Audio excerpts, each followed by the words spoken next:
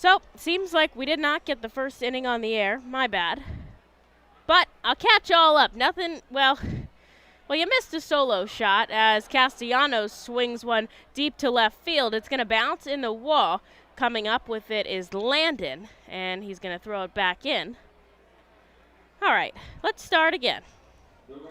First pitch from Adam Leverett coming in at 2:16 p.m. today, 77 degrees and cloudy here in Reading, and the wind pushing from left to right. We saw that capitalize for the Portland Sea Dogs. Jason Rosario, the first guy up. Leverett gets him to a full count, and he sends one over the wall deep to right field. So Portland taking a 1-0 lead, and then Castellanos sending a ball deep to center field will have himself safely on second. Leverett, spending most of his time in Jersey Shore, gets the call up to Double-A today to pitch in game number 6, and he'll deliver something upstairs to Granberg. Now Leverett, the organizational pitcher of the month for Philadelphia, extremely successful down in High A for the Blue Claws. This one sliced up the third baseline. It's fair. Gamboa is going to go for one all the way across the diamond, and he'll get it a sharp throw. Reaches before Granberg does. That's out number 1. Exceptional Leverett was in High A in the month of June. The righty just gave up 1 earned run in 16 2/3 innings, and he's still participating in that piggyback with the Philadelphia organization. So some of those starts, some of them relief, and he's getting the start here today, but I believe he will be piggybacked by James MacArthur earlier on this afternoon, but we'll have to wait and see how that fleshes out. Portland with a 1-0 lead now. Leverett kicks and fires home to Tyreek Reed. He'll get a swinging strike. Reed, we saw his first Double-A hit of the season yesterday after being called up just 3 days ago. It was a double, and then ended up scoring off the bat of Hudson Potts. Leverett looking back at the runner on second. Now he's going to come home once again, and Reed will take a pitch downstairs. Leverett, just a young guy, 22 years old, out of Macon, Georgia, was drafted in the 15th round by the Phillies back in 2019. So this is just his second professional season of baseball. And he's up here in Double-A. Did make a spot start in Reading against the Binghamton Rumble Ponies. They just called him up. They needed an arm. He took the field, 7 hits, 6 runs, but only 4 of them were earned in 5 innings of work. And he did strike out 4 batters. So we'll look to see how he does today with his promotion to the Double-A club. But very, very successful, obviously in High A. And they want to test him out, see how he could do against some more advanced hitters. A 1.56 ERA in total in High A. Held batters to just a 1.59 average. Obviously, though, a huge jump between High A and Double-A. They say that's really what the make or break moment is for these players. Runner on second, and there's one out. Tyreek Reed sends one high in the sky. Gamboa coming over on the run, but he can't make the catch. And that foul ball is prevented by Pennsylvania Insurance Fraud Prevention Authority. Only weasels commit insurance fraud. Visit don'tbeaweasel.com. As you can hear my friend James, our PA announcer, echoing over the air here at FirstEnergy Stadium. The Sea Dogs up 1 run here. We're in the top of the first. Leverett looking for out number 2 here against Tyreek Reed. The righty looks back at second. Now he'll come home with the 2-2 outside, and the count is full. Backing up Leverett today, Steven out in left, Landon in center, and Bonifacio in right. Gamboa's over at the hot corner today. Brito and Stott, vice versa, will play the middle infield, and Luke Miller taking over at first today as Stokes and Tatum have the day off. Brito trying to keep tabs on Castellanos at second. I think he wanted Leverett to throw over him. Caught Castellanos kind of far off the bag, but Leverett a little bit more focused up on the full count here to Tyreek Reed. Looking back at the runner, though, And the righty's going to come home. The payoff pitch chopped up the middle. It's going to get through the gap. Coming around, being waved home by the manager, Wimberly. Here's the throw. It's going to come all the way to the plate. Did look like Miller was going to cut it off, but he didn't. But it's late into the plate, and Castellanos scores easily. An RBI single for Tyreek Reed makes it 2-0.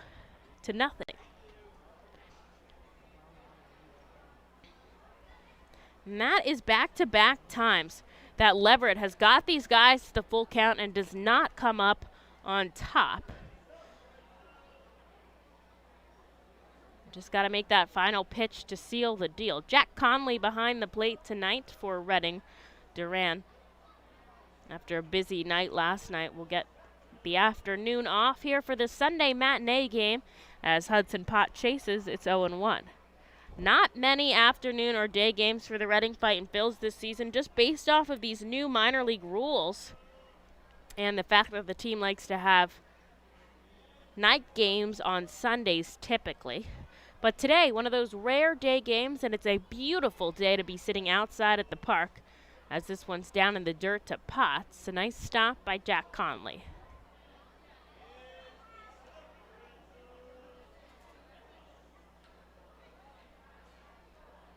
Runner on first with just one out here.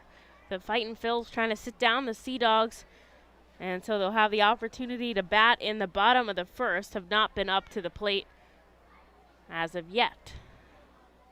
Righty gets the sign from Conley, and a foul ball back by Potts onto the roof makes it 1-2.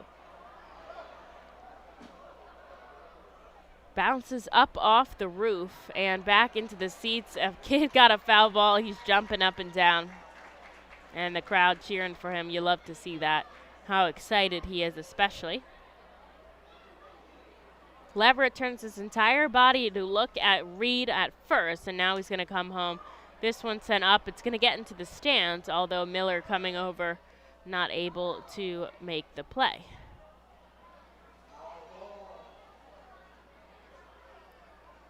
That'll keep the count 1-2 Now in Jersey Shore, Leverett has kept his ERA to a 1.56, and that's clearly part of the reason why he was named Pitcher of the Month there. Batters only hit 159 against Leverett. We'll see how these AA guys will fare off against him. He looks down, looks up. Here's the 1-2. Iced foul into the netting up the third base side. And it's still 1-2.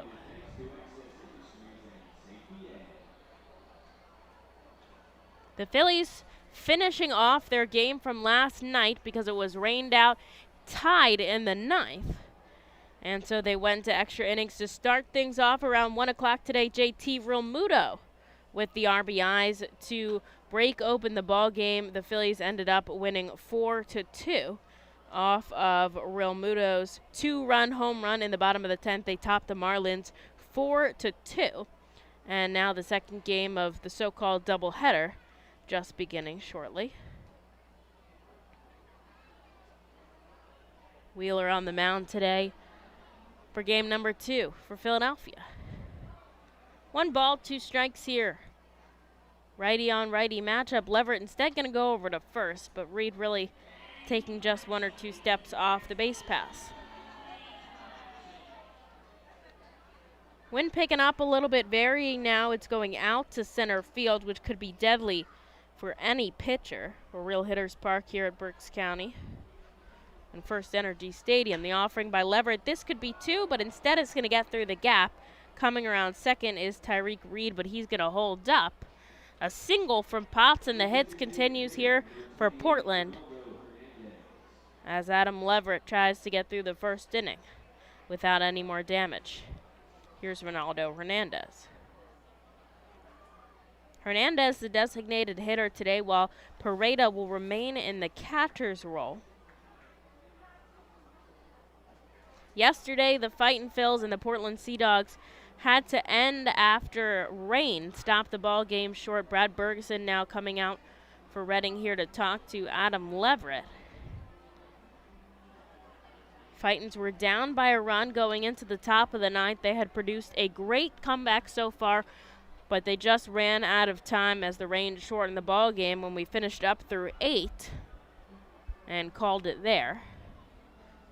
Actually, have to play 4.5 for it to be official these days. Brad Bergeson running back into the dugout now. We'll get this game underway once more. Only one out on the board here in the top of the first. The Sea Dogs 2 runs on 4 hits.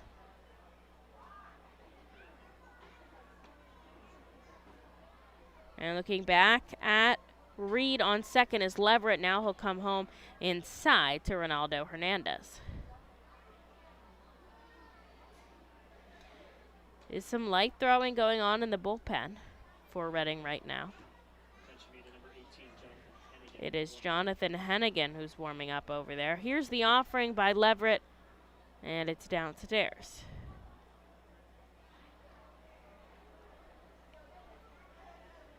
Does not feel like July here at the ballpark, though, with back-to-back-to-back 90-plus degree days. I think we're all really enjoying this 77 and a slight breeze here as the count now 3-0 Hernandez. Leverett does have an open base, obviously not ideal to load them in the first.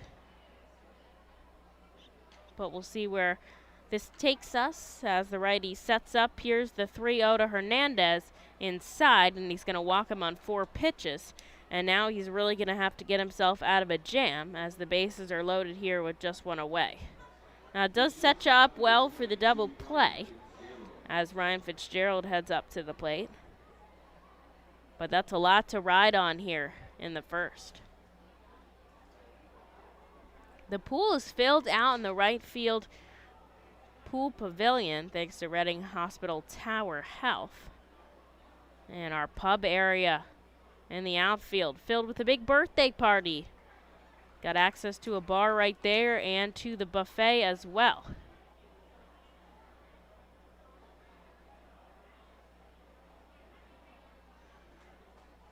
Leverett gets Fitzgerald to pop up in the infield, coming in foul territory, Gamboa, and he'll make the catch on the run just a couple steps to the left of third. That is a big out pickup as no one was able to advance. And so there's 2 outs now for the catcher, Johnny Pareda.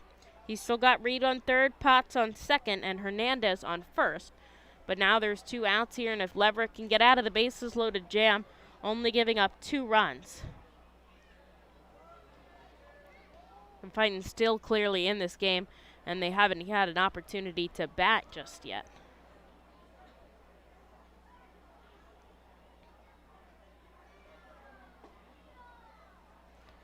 Pareda holds off on a pitch downstairs, 1-0.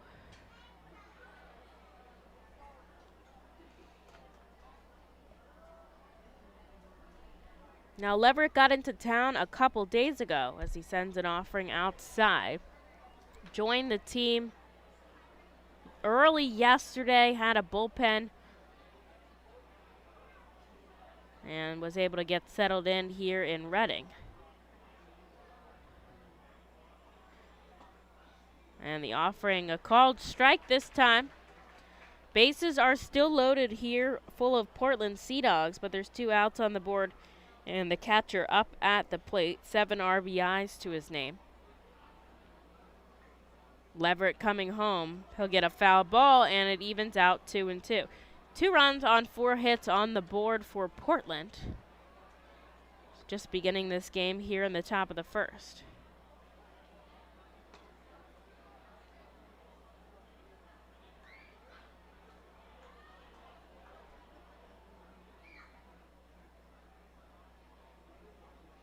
And the 2-2 offering sent deep to left field, but it's playable. It's going to hang up. Steven coming in, and he makes the catch, and Leverett gets out of the inning with just 2 runs across the board for the Portland Sea Dogs. And finally, the Fightins turn to bat here in the bottom of the first. The Reading Fightin-filled birthday party package is the best way to celebrate a birthday. Whether you are a youngster or an adult, there is no better birthday than a Fightins birthday.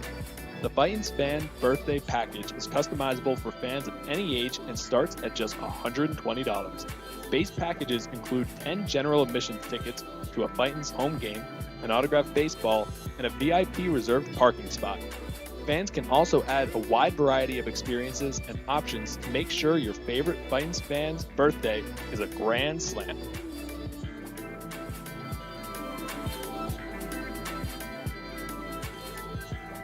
Customers Bank is a proud continued partner of the United Way of Berks County and the Ready, Set, Read initiative. Ready, Set, Read programs focus on improving literacy skills for children from birth through 3rd grade. The Fundamentals of Reading are a community-wide initiative that bring together schools, businesses, organizations, and individuals throughout our area to improve early grade reading success. Customers Bank and the United Way of Berks County are committed to reading success and urge you and your business to support this worthwhile initiative. For more information on Ready, Set, Read and how you can become involved, please visit readysetreadberks.org. And thank you, Customers Bank, for your continued support. Of the first, trailing by 2, and they're going to face off against Josh Winkowski for the Portland Sea Dogs. Winkowski with a 4-1 record, a 4.08 ERA in 12 games. All of those starts, 51 and a third inning. Winkowski has been absolutely stellar for the Red Sox here in his first season in Double-A, opposing batters .259 against the starter. Winkowski was invited to the 2021 spring training for the Red Sox, so got to meet some big leaguers there and get some extra practice work in against talented bats. And he is going to have to face off against Daniel Brito. Gamboa shifting into that number 2 spot, followed by Stott, Bonifacio, and Steven, the typical 1 through 5.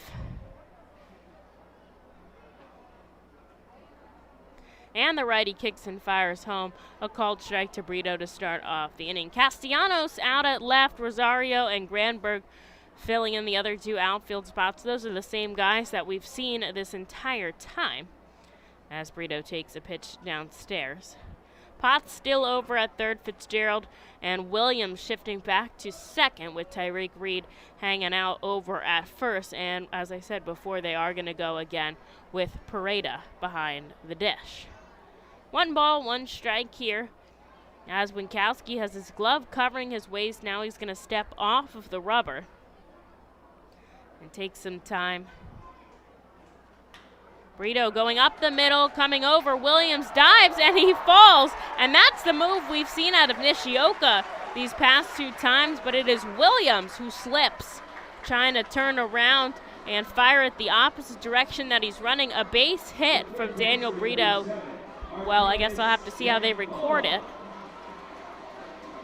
but our official scorer will tell us in a minute. That was pretty deep to second. I think it was going to be close either way, but Daniel Brito over at first now, nobody out. Archimedes Gamboa heading up, and the Fightins are looking to break into their 2-run deficit right now.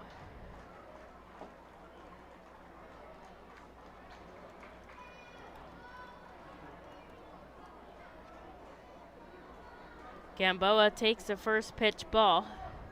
About a strikeout an inning Winkowski typically records, and is offering to Gamboa 1 ball, 1 strike.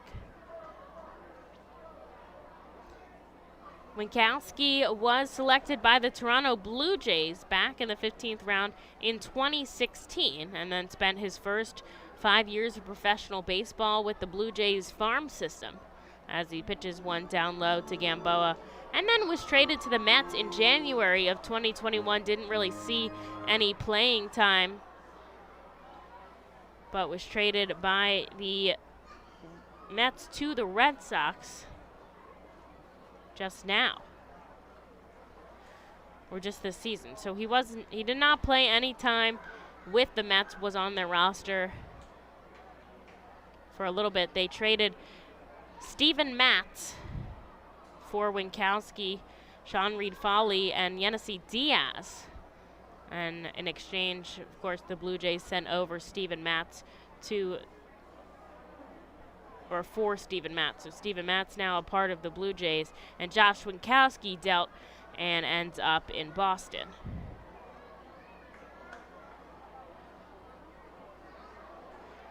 And that was actually part of a 3 different trade because the Kansas City Royals were also involved as the Red Sox dealt Andrew Benintendi to Kansas City. So a little bit of a complicated trade as Winkowski anyways ends up with the Red Sox. And that's the point that matters here as Gamboa goes down swinging.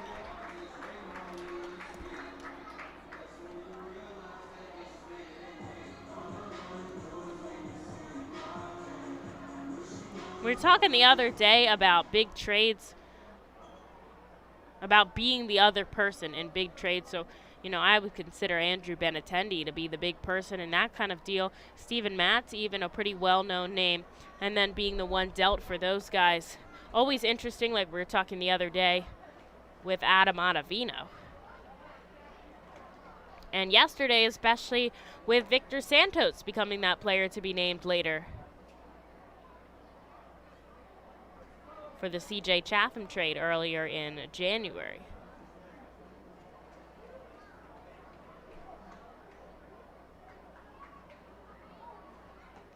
Downstairs to Bryson Stott. It is 2-0 with a runner on first.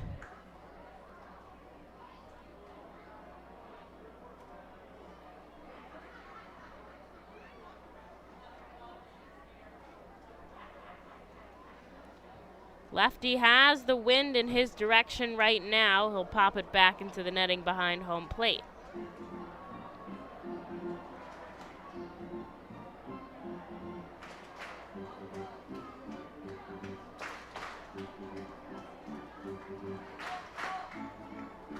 Winkowski's got a fastball, a solid slider, and a changeup that he's working on for his 3rd pitch, but they say he's going to need to really work into his repertoire if he wants to remain a starter. And Stott fouls this one out to the left field fence. And he'll stay alive, 2-2. Everyone is pointing, like straight up. I don't know what are they pointing at? I can't see, there's a roof.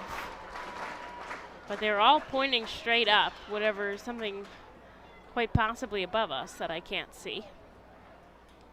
Perhaps the clouds.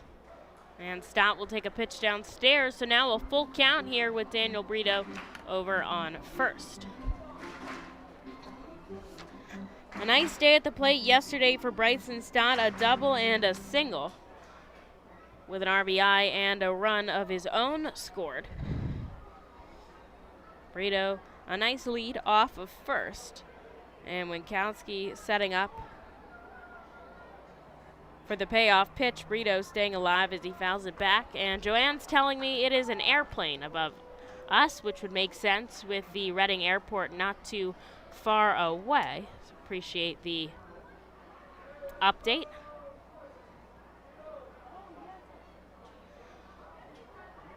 Three balls and 2 strikes still here to Daniel Brito over on first, and Stott up at the plate, the payoff pitch. He's going to slice it up the other way. It's going to drop in for a base hit, and Brito advances to second. 2 on and 1 out here for the Fightin' Phils as they look to make something happen here, trailing by 2. Today's Sheets RBI guy, the right fielder, number 29, Jorge.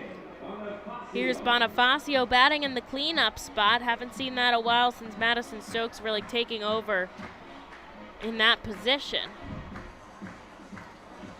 But obviously, Bonifacio with a team-high 41 RBIs. Yesterday, notching 2 off of a double out to right center. Clearly a good choice for when runners are on. And he's got Brito on second and Stott on first now with just 1 out. He'll send this one sky high. It's going to remain in shallow left field. Coming in, Castellanos will make the catch, and Brito, of course, forced to stay at second. So there's 2 away now for Josh Stevens.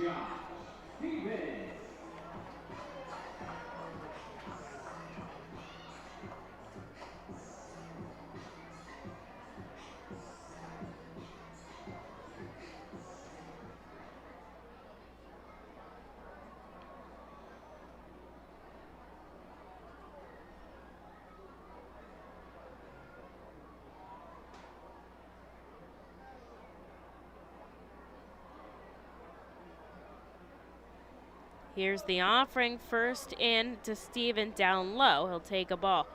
Portland, 2 runs on 4 hits, no errors, and the Hot Dogs, no runs on 2 hits. Of course, Reading playing as the Reading Hot Dogs, as they do on every Sunday to honor the Berks packing hot dogs here that our fans thoroughly enjoy, as we like to claim that FirstEnergy Stadium fans eat the most hot dogs all around minor league baseball. We just checked out the per capita of hot dogs sold to number of fans against other teams with higher attendance, and so can safely assume that we sell the most hot dogs here at the ballpark, and it feels like we do. I know we've got some up here, our press box hot dogs for the game staff, and they always a big hit. Steven fouls one back into the netting behind home plate. He's down 1-2.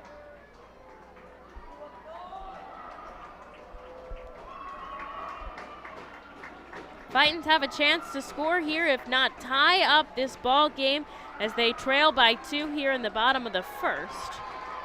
And the crowd getting excited now with 2 away and 2 runners on.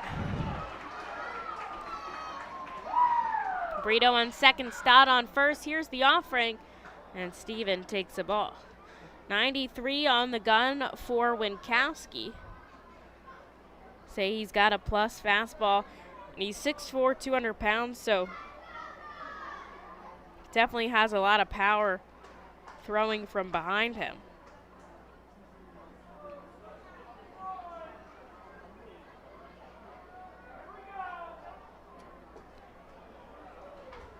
And Steven now works a full count out of Winkowski. It's about the 4th full count that we've seen today on, combined either side. Batters really seeing everything that these pitchers have to offer early.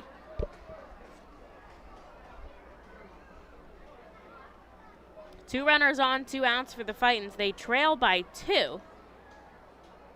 And Josh Steven with a full count. Here's the payoff pitch. It's fouled right into the Fightins dugout. And although Brito hustling already past third, he's going to have to go back.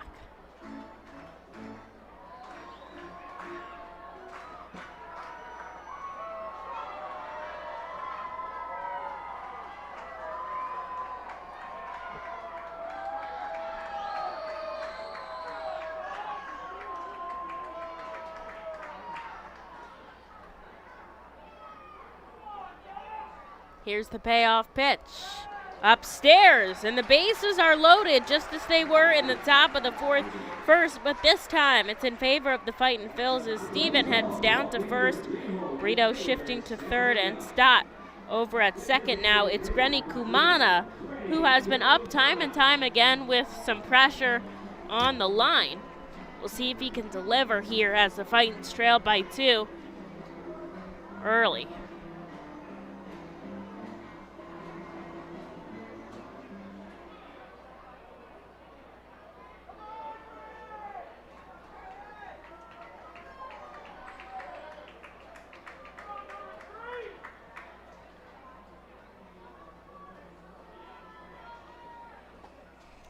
Kumana, a called strike here on the outside corner.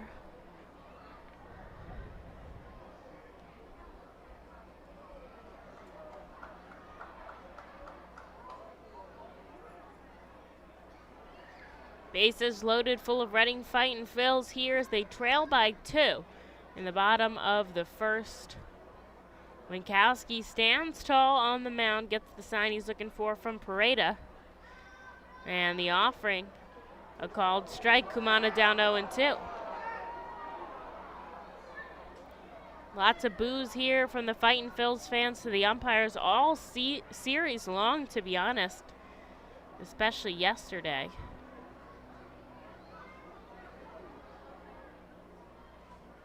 Fightins down to their final strike as they try to score with the bases loaded. Kumana, a slow roller to short. It's picked up by Fitzgerald over to first, and that'll do it as the Fightins strand the bases loaded, as do the Sea Dogs.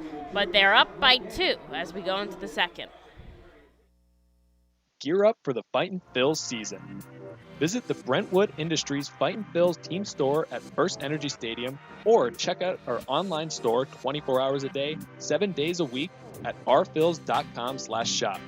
We have a wide variety of Fightin' Phils hats, t-shirts, kids apparel, and more. Looking for something new? Check out our latest selection of Los Luchadores de Reading and Reading hot dog gear, plus throwback black R-Trains R-Phils attire.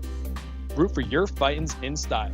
Stop by the Brentwood Industries Fightins team store or rphils.com/shop. The Reading Fightin' Phils, in conjunction with Savage 61 Fiesta Fridays, are proud to partner with the eXp Realty Group throughout the 2021 season. Visit their convenient website at brgpa.com. The custom search bar makes house hunting online easier than ever, and their talented team of agents is here to answer all your questions. Call them today at 610-926-8610. eXp Realty Group is a proud partner of the Reading Fightin' Phils at all 7 Savage 61 Fiesta Friday games during the 2021 season. eXp Realty Group, where every move matters. Savage Auto Groups is a proud sponsor of the Reading Fightin' Phils. Our large inventory and wide selection of models, along with competitive pricing, allow us to make great deals on many vehicle makes and models. Visit Savage 61, Kia, and L&B in Berks County for all your automotive needs. And we are ready to start the top of the second. Portland has a 2-run lead. Adam Leverett coming out for another inning of work. The Fightins, of course, dressed as the Reading Hot Dogs this Sunday. They've got those home white pants on and the ketchup and mustard jersey tops, red down the front and back with Opega hot dogs, and of course the mustard yellow cap sleeves with the hot dog logo. And then the white and blue ball caps with the red brim. And a giant hot dog out on the front. Leverett sends the ball into Grant Williams. They wear these every Sunday to honor our love of hot dogs here at FirstEnergy Stadium. And he'll miss just low. A nice frame there by Jack Conley, but he does not get the call. And the Seawolves in their road grays today, and black caps with the Seawolf logo on the front.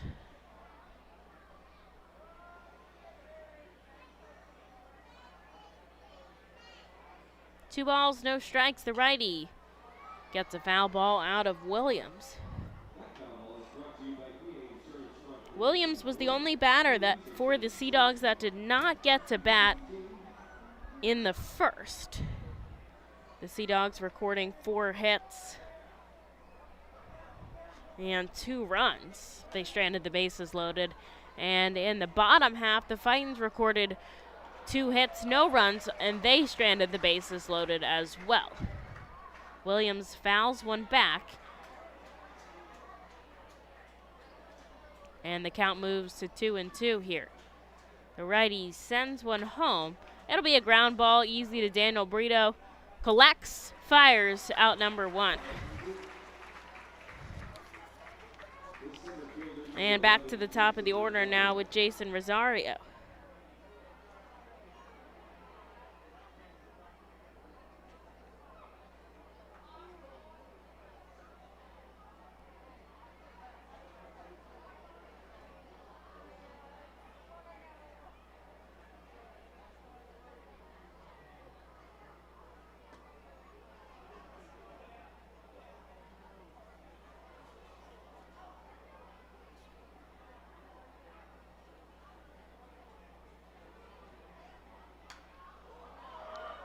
Rosario sends one bouncing over the roof, and it's 1 ball, 1 strike.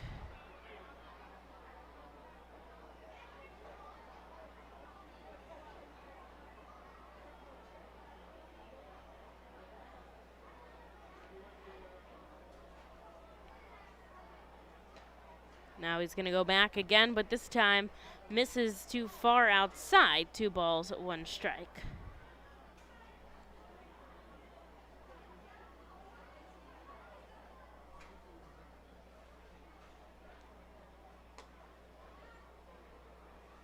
Conley kicking out that left leg behind the plate, squatting on his right foot. And the righty Leverett glove at the chest extended. Now he's going to take a step out and resettle in on the first base side of the rubber. Glove head high, and he'll miss coming home. And that will end up walking Rosario. There'll be a runner on and just one out here for Pedro Castellanos. Now the Fightin' Phils have gotten some really good double plays. Yesterday we saw Nick Lackney get out of a jam with a great double play. And so we'll see if the Fightins are able to do that in this contest.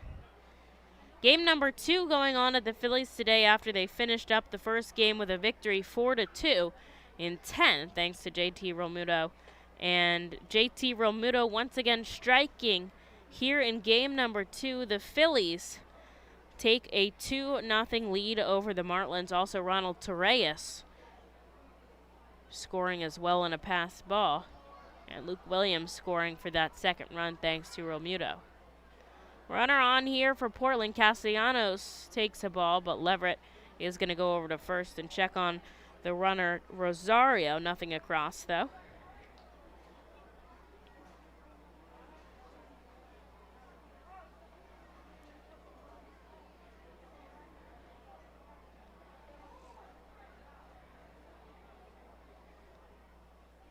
Infield back deep here, although Miller is holding the runner on. Another pickoff attempt, but nothing in the books.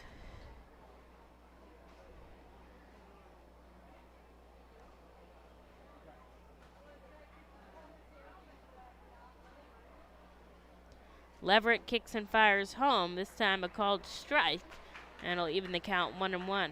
Good group of fans out here at FirstEnergy Stadium today, all over the group areas, but especially just enjoying the ball game. Lots of first pitches today as fans got to get out on the field and, of course, post-game run the bases. And they're going to try to pick off the runner on first, although it's a ball coming into Leverett, and Connolly doesn't get him at first, so nothing really happening there except making the count 2-1.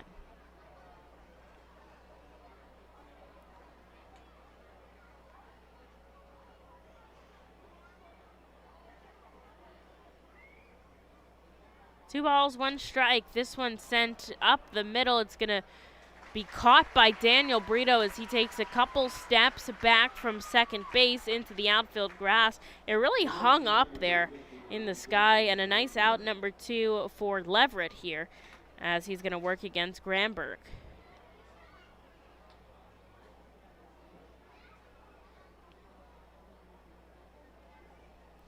Just checking around some of the other affiliates. Clearwater trailing by 3 in the end of the 7th. They started their game early today, about 1 o'clock. Jersey Shore, a 4 o'clock game this Sunday. And Lehigh Valley, they had to complete a game they started last night as well. They're winning 12-2 over the Buffalo Bison. That game playing in Trenton. Then they'll start the second game shortly thereafter. And, of course, the Phillies with the 2-0 lead. Granberg takes a first pitch strike. And it's 0-1.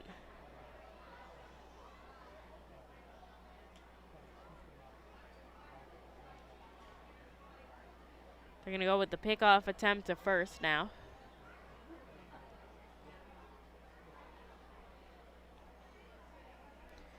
Leverett has to turn his entire body around, and he'll do that to look at Rosario on first. He's going. Conley has to double grip, and he's not able to get the grip that he needs to throw it down, so he holds on to it, and it's a stolen base by Rosario to get himself into scoring position now with 2 outs.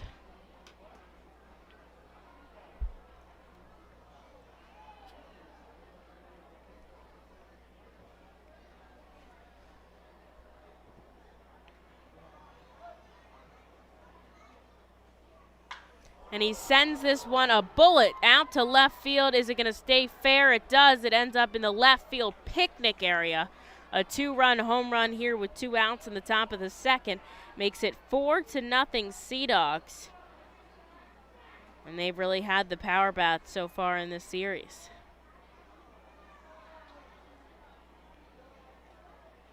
The first baseman, number 37, Here's Tyreek Reed now with 2 away, and the bases are cleared for him since that home run by Granberg scored 2. The Sea Dogs are trying to break a franchise record in wins. It's a little complicated, so stick with me. So their franchise record is 12. And theoretically, yesterday they did win 12, but the problem is that they played a game against New Hampshire that was suspended. And so that game is going to be made up at Portland when New Hampshire travels there, as Reed takes 2 balls outside. And that is right smack, well, it's more towards the beginning, but it's in the middle of this streak. And so if that game ends up being a win, that will be the streak. As Reed sends this one up, coming back, Miller. And he tries to make the grab in foul territory, but isn't able to.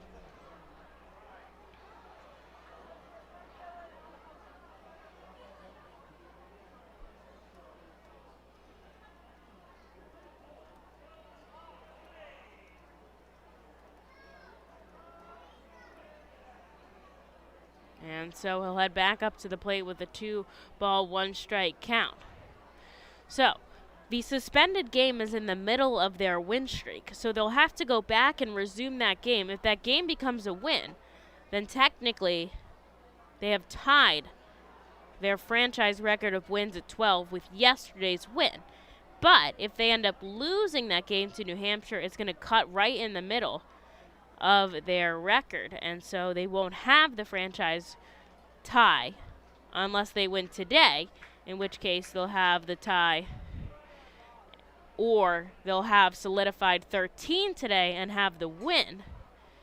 A little complicated, but it's all going to end up, we're all going to end up finding out what happens with that pickup of the suspension game in September as Reed goes down swinging on a full count pitch, and that'll end the inning, but not before another 2 score for the Portland Sea Dogs off the bat of Granberg.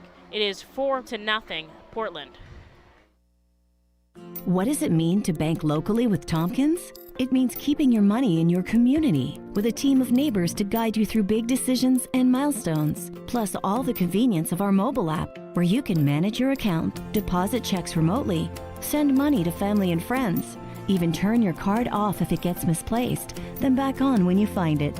Ready to bank locally with the team at Tompkins? Visit Tompkins Vist Bank online or at a branch to get started. Member FDIC, Equal Housing Lender. Copa de la Diversión is an initiative of MILB which creates alternate identities for teams across the country wishing to better reach out to their Latino communities. The new identity represents more than a luchador. Luchar means to fight for, and luchador translates to fighter. But it also signifies a specific type of fighter, a masked wrestler. The mask logo pays tribute to some of the most notable elements of the city of Reading. Embodied in the luchador's masks is Reading's pagoda, surrounded by 23 sun rays representing the Latin American countries and Puerto Rico. Down the bridge of the nose is Reading's fire tower. Home plate serves as a luchador's mouth, with FirstEnergy Stadium's facade creating the upper lip. Below the chin are train tracks, symbolic of the historic Reading Railroad. And along the side are baseball seams, a nod to Baseball Town's rich history. Fans can look forward to the R-Phil's players suiting up in Los Luchadores de Reading caps and jerseys on specific games throughout the season.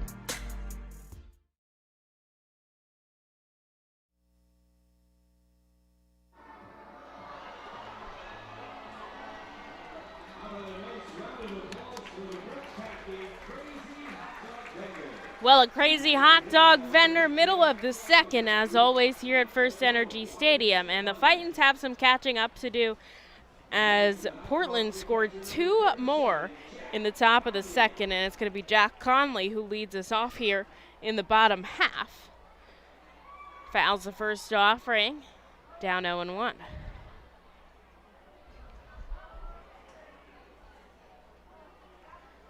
And there is someone now warming up in the bullpen for Reading. I do believe that James MacArthur is set to come in. But we could see Hennigan for an inning just to get them through.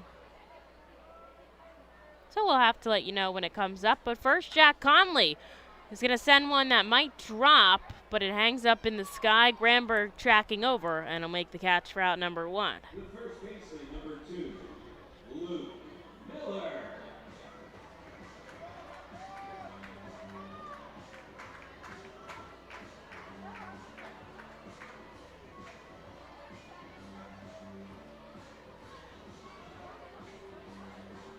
Luke Miller now stepping up.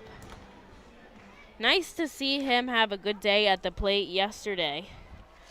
Single and a run scored.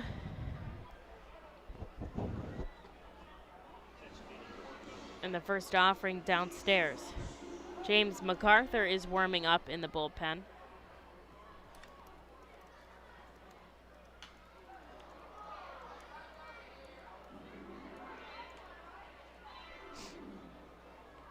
One ball, one strike. As Miller fouls one back. The sun peeking through the clouds here. It's dark over the mountains, but that is well past us here at the ballpark. Miller with another foul ball. And it really is just a nice day in Reading, Pennsylvania.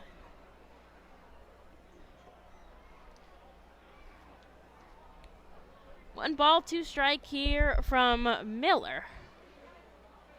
And Winkowski sends home a ball. He has a really big kick out there as a part of his delivery.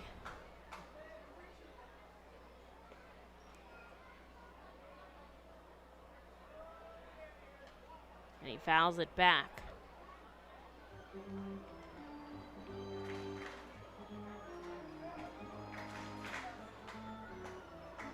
One away here in the bottom of the second inning. Lots of action for the Sea Dogs. 4 runs already. Miller with another foul ball. 6 pitches in this at-bat. Reading no runs on 2 hits. The Sea Dogs 4 runs on 5 hits. It's a little weirdly sunny and overcast at the same time as Miller strikes out swinging, a drop third strike. So Pareda is forced to throw it over to first, and he gets the job done. So there's 2 outs here for Reading. It's one of those days where you're not sure whether to wear your sunglasses or not. I'm going to put mine on in the booth, and we'll see how that goes. With a lot of guys out there in the field with sunglasses and the eye black. Tough today with the clouds in the sky to be able to track the ball. And Landon fouls his first pitch into the stands. And they'll hand the foul ball over to a kid.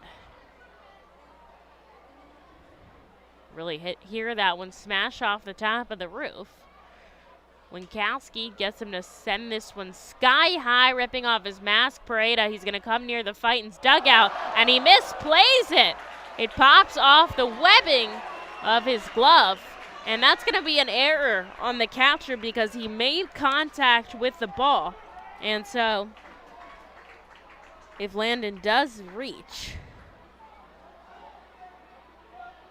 the run will be unearned. But we're not there yet, although that is an error on the catcher there for coming in contact with it and not making the out. 1 ball, 2 strikes to Landon. Out in center field today, Gamboa, the other real center fielder on the team, but he's over at the hot corner, and they need Bonifacio out in right today. Landon fouls another one behind home plate. Swinging a little late here. See if he can right the ship with 2 outs now.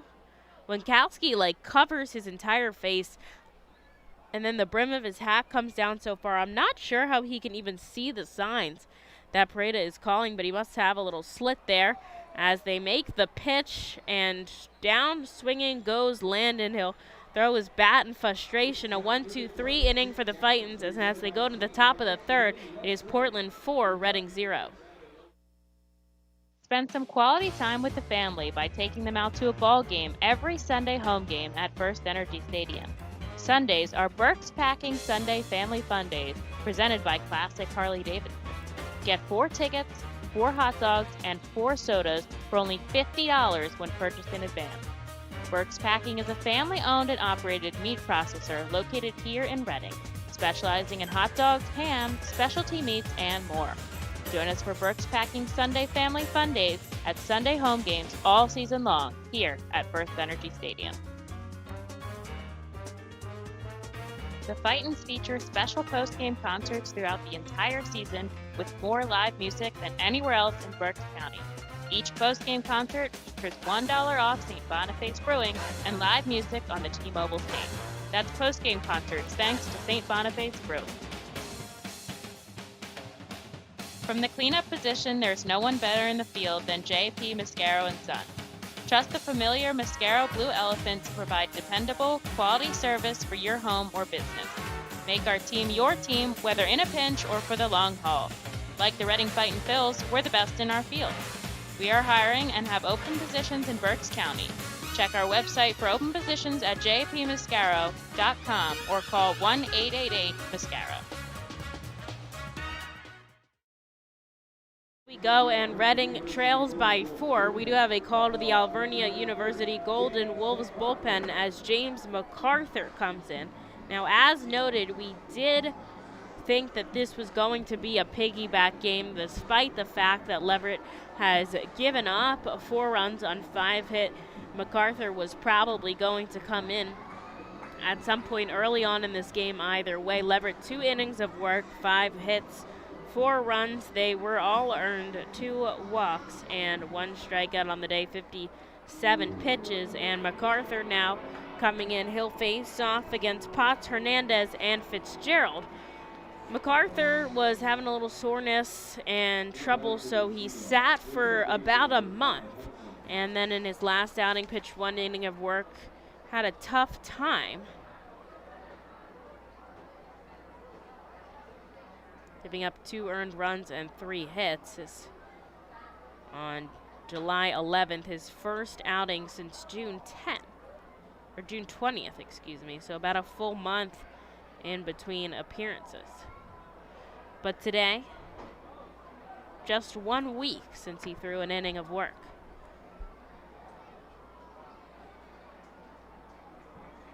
Potts fouls one back. And it's 1 ball, 1 strike. 4 runs earned, 2 walks, 1 strikeout. 13 batters faced, 57 pitches, 31 strikes, 2 runs allowed. Once again, line of Leverett, 2 innings, 5 hits, 4 runs earned, 2 walks, 1 strikeout. 13 batters faced, 2 runs allowed, 57 pitches, 31 strikes. Outside by MacArthur as he looks for his first out of this contest.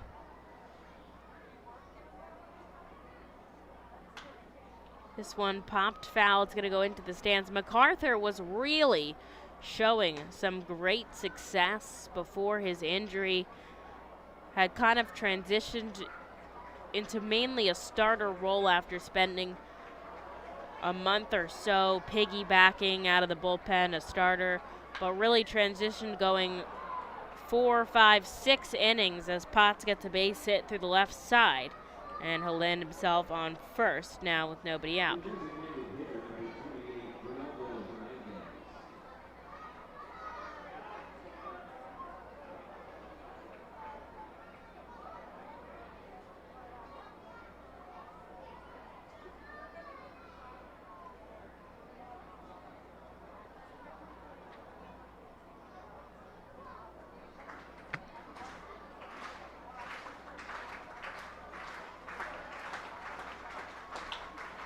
And they're going to go through the left side yet again. Same exact spot as Hernandez reaches first safely. Potts shifting to second.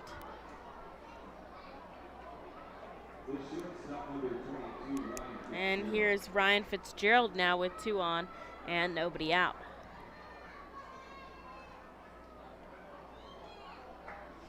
MacArthur's wife and young daughter in the crowd today, Lenny James.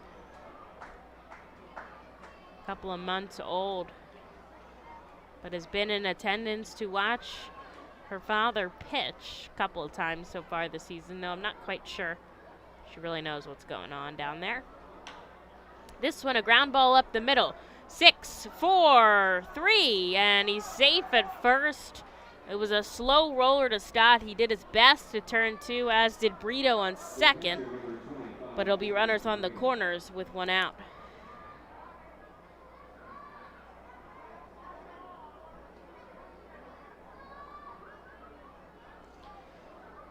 Here's Johnny Pareda, the catcher now.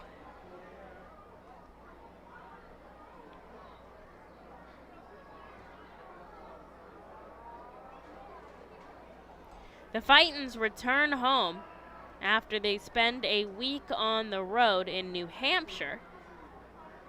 So they'll travel to face the Fisher Cats for a 6-game set. And then they're going to return home on the 27th for a 6-game series against the Somerset Patriots. That's the Yankees affiliate. Lots going on, of course, with the Mickey Morandini Fightin' Cancer night on the 27th. That's a bobblehead and a meet and greet night.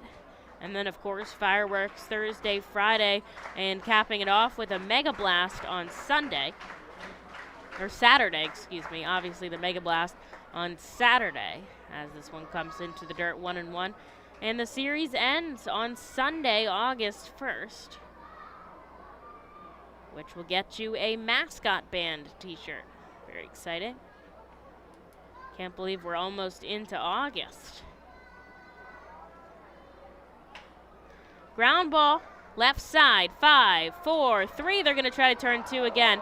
And Miller gets the ball up the line, tries to make the tag, and he's not able to. So the run that Hudson Potts scored will count, as the Fightin' Phils only get 1 run, and it is going to end up a fielder's choice. So the batter, Pareda, will get an RBI, as Fitzgerald out at second, a runner on first here with 2 outs. Tough going there for Reading, as they tried to turn 2 twice, but were only able to get able to get 1 official out instead of 2 either time. Nothing they did wrong there, although the throw by Brito a little bit up the line. Tough with the slide there by Fitzgerald. And here's Grant Williams now with a runner on first and 2 outs. Portland with a 5-0 lead here over Reading. Miller outside, and it's 2-0.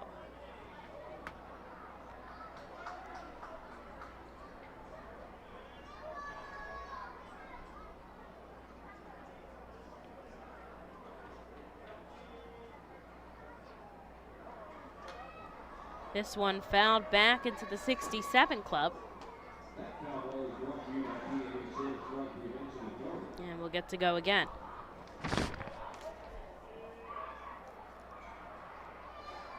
A big thank you to Collegeville Italian Bakery and Pizzeria Napolitana for sponsoring our team feed today for the Sunday matinee game. Nothing like starting the game off with a nice Italian hoagie.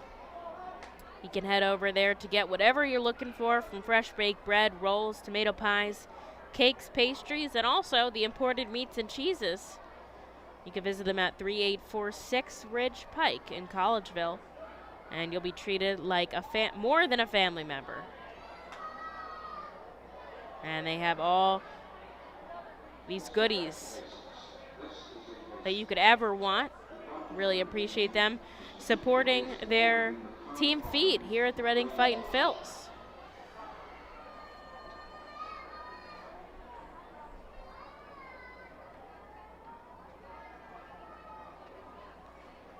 Full count now here to Williams MacArthur, trying to end the inning.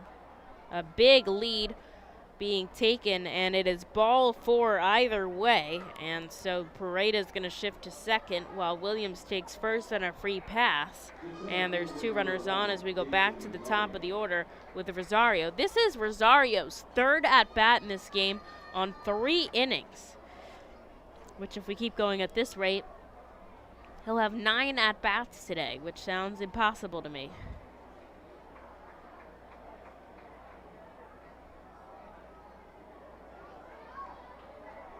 MacArthur coming home up the middle. A diving Brito can't come up with it. Rounding third and coming home is Pareda.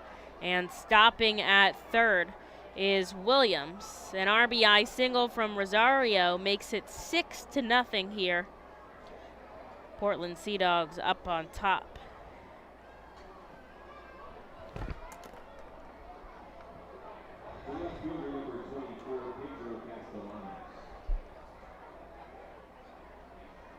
Rosario has been up 3 times in this game and has reached base all 3 times. Now Brad Bergeson coming out here to talk to MacArthur, the pitching coach. And obviously a guy who's coming back from injury. You want to make sure he's doing okay. You're checking in with him on the mound. And it's Pedro Castellanos who's coming up to bat.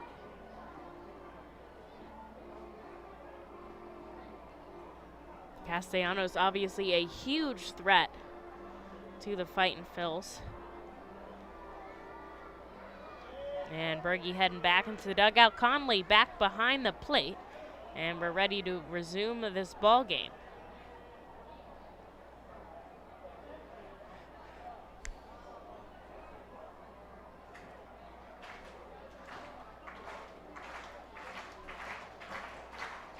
The crowd looking for the final out here of this half inning, making some noise as MacArthur kicks and fires to Castellanos. Upstairs, it's a ball. Runners on the corners here for the Portland Sea Dogs with 2 away.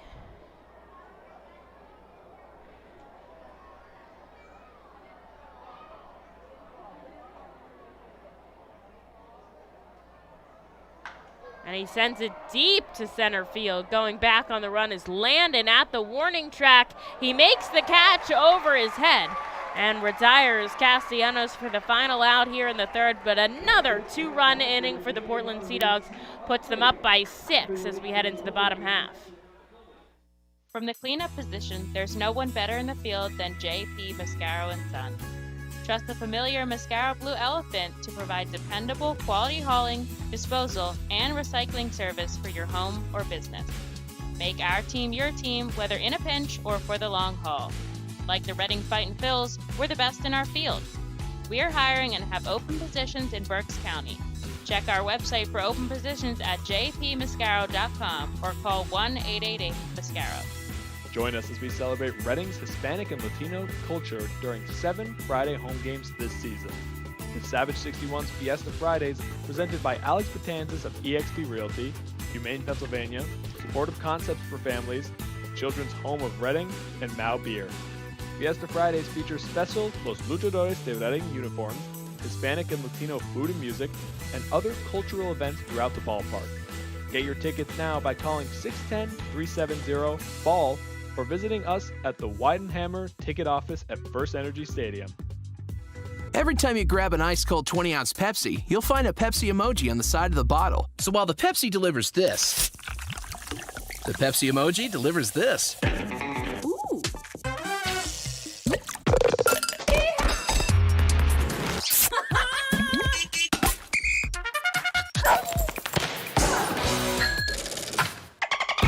So go ahead, crack open a Pepsi and tell the world how you feel and what you love with Pepsi emojis. Say it with Pepsi.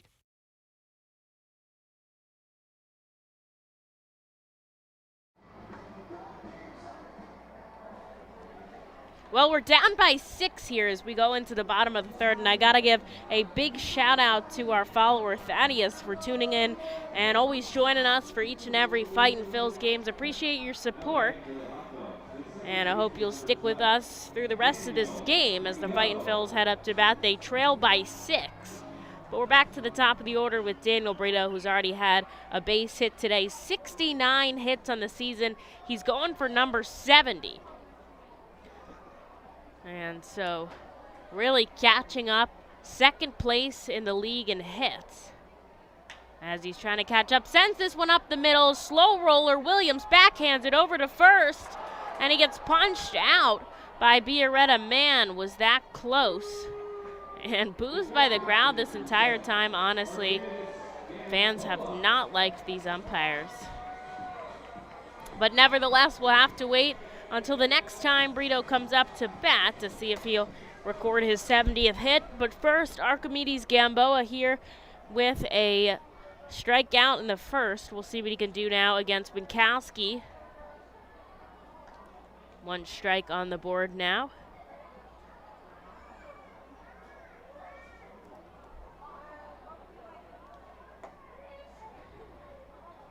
Oscar Lopez of New Hampshire, the only player in the league with more hits than Brito. He has 79. So a full 10 ahead. Winkowski outside to Gamboa, 1 ball, 2 strikes.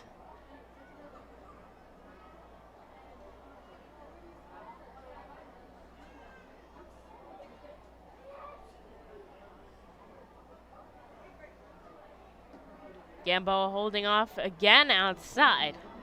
Very patient at the plate. Earlier in the season, he led the league in walks, but after not playing as much, kind of fell behind. Slices this one up the middle. It's going to drop in front of Rosario, the center fielder, and Gamboa with a base hit. The Fightins have a runner on now with just an out, and it's Bryson Stott who's heading back up to the plate. Now there's no one warming up in the Fightins bullpen, so I'm interested to see if they'll have MacArthur come back for another inning of work.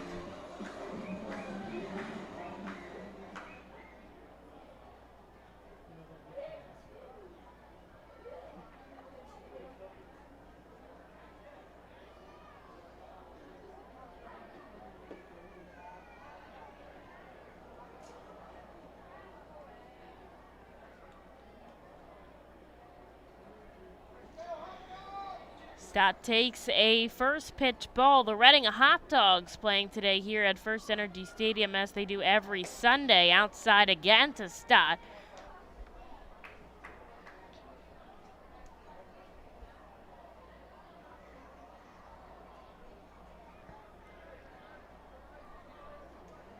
Winkowski's played a couple of places or been affiliated with a couple different places during his career for such a young guy to have seen time in now his 3rd organization as he's only 22 years old.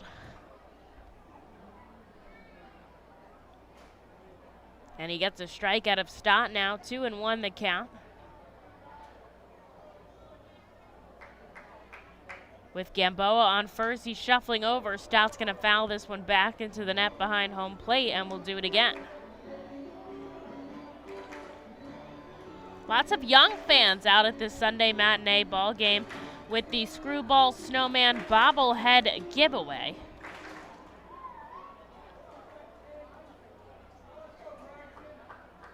And Stott up at the plate now. 2 balls, 2 strikes. Sends it up the first base line. They're going to try to turn 2, but Reed instead is going to end up on first, and Stott kind of plowing into him as he's blocking the base. And Nair Luis Martinez having a couple things to say to the first base umpires as Reed literally was blocking first. There was nothing that Stott could do to get to the base as his entire body was in front. But obviously was going to reach there before Stott, so he'll get sent back to the dugout, out number 2, but Gamboa shifting into scoring position with Bonifacio up at the plate.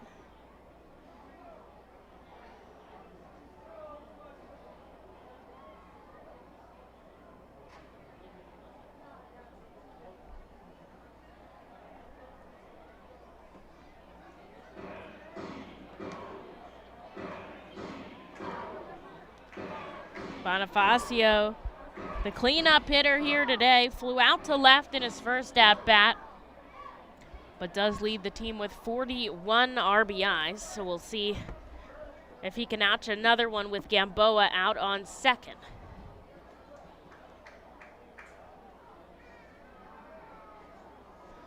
Eighth in the league with RBIs, and that's with coming in about a month late into the season. Top guys have 50. And he fouls it back into the net behind home plate.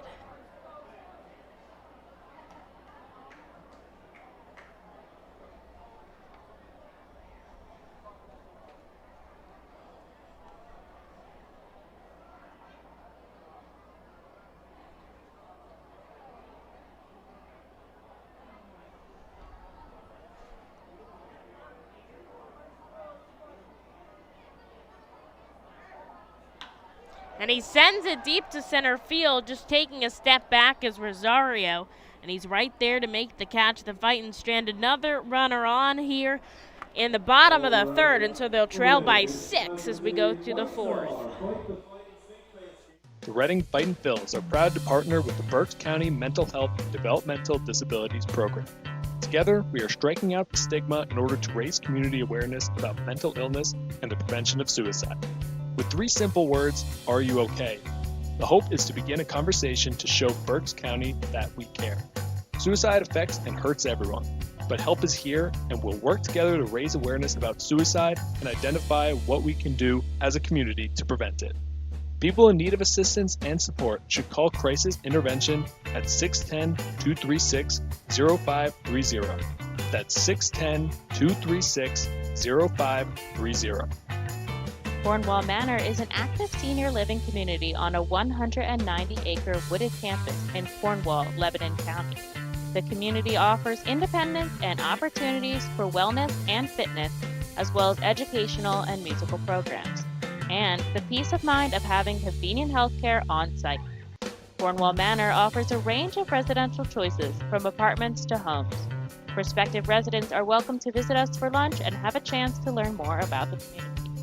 More information is available online at cornwallmanor.org. Cornwall Manor, celebrating 70 years of senior living.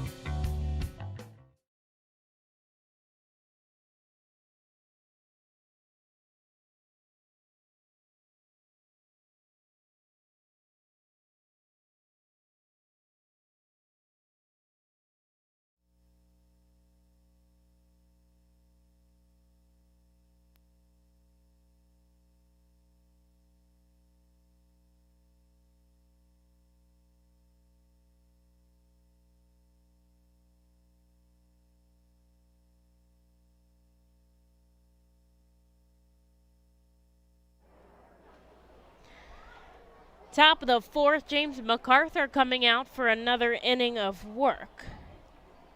And he's going to face off against the heart of the order in Gramberg, Reed, and Potts. He did allow 2 runs to cross in the third. And Portland leading by 6 here in this ball game. Gramberg takes 2 balls outside.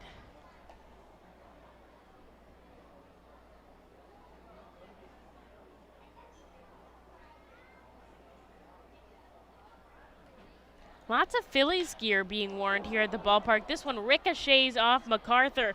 Diving is Conley. And he's not able to make the throw. It ricocheted off of MacArthur's shin and into foul territory. And there really wasn't anything that he could do about it, as Gramberg's on first.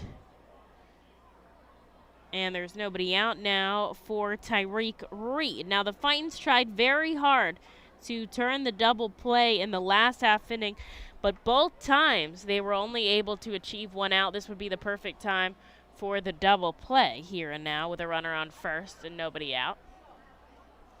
Just erase the runners on the base paths.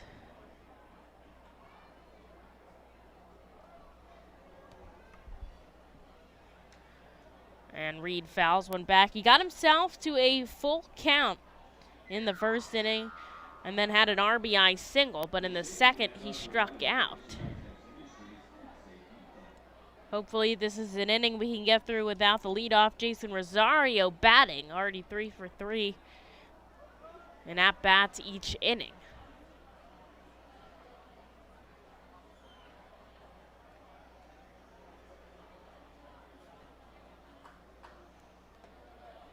And Reed takes the pitch outstairs, evening. Up, that's a called strike. So MacArthur getting ahead 0-2.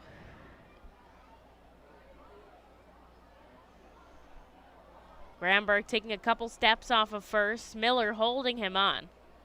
I feel like there have been some unlucky plays for the Fightins today. Not able to get those double plays. And that ball there that just ended up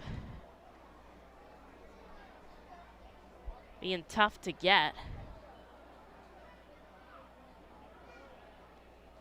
1 ball, 2 strikes here to Tyreek Reed. Infield back deep to the righty. And MacArthur kicks and fires home. This one, a line drive over the head of Bryson Stott's going to end up in center field. Coming around third, here's the throw in. Just a little bit late from Landon, and making his way all the way to third is Granberg. Heads up base running there as a single from Reed makes runners on the corners now with nobody out.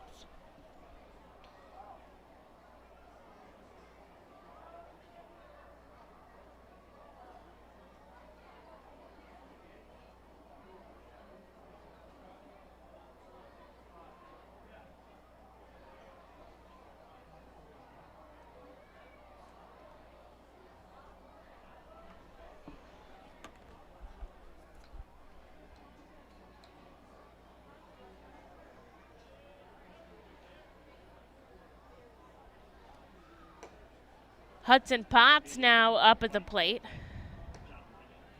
And Hennigan once again warming up in the bullpen for Reading. So far 2 from Leverett. MacArthur trying to get through 2. But they've got Hennigan warming for the second time. Potts takes the first pitch ball. Runners on the corners for the Sea Dogs. And we'll see if there could be a donut up in one of these innings, as they've scored 2 in the first, 2 in the second, and 2 in the third. As MacArthur gets a strike.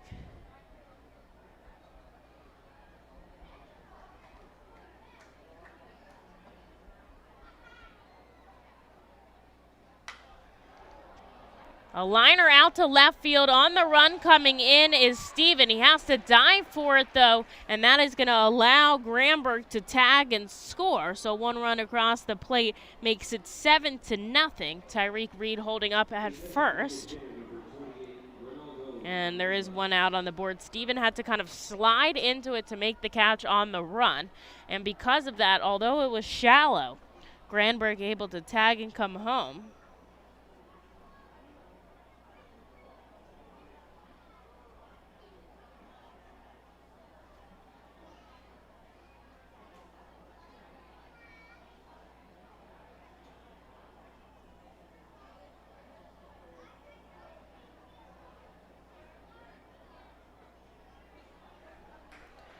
This will be Ronaldo Hernandez now, who takes a first pitch strike. And Reed over at first still right now, but 1 run on the board.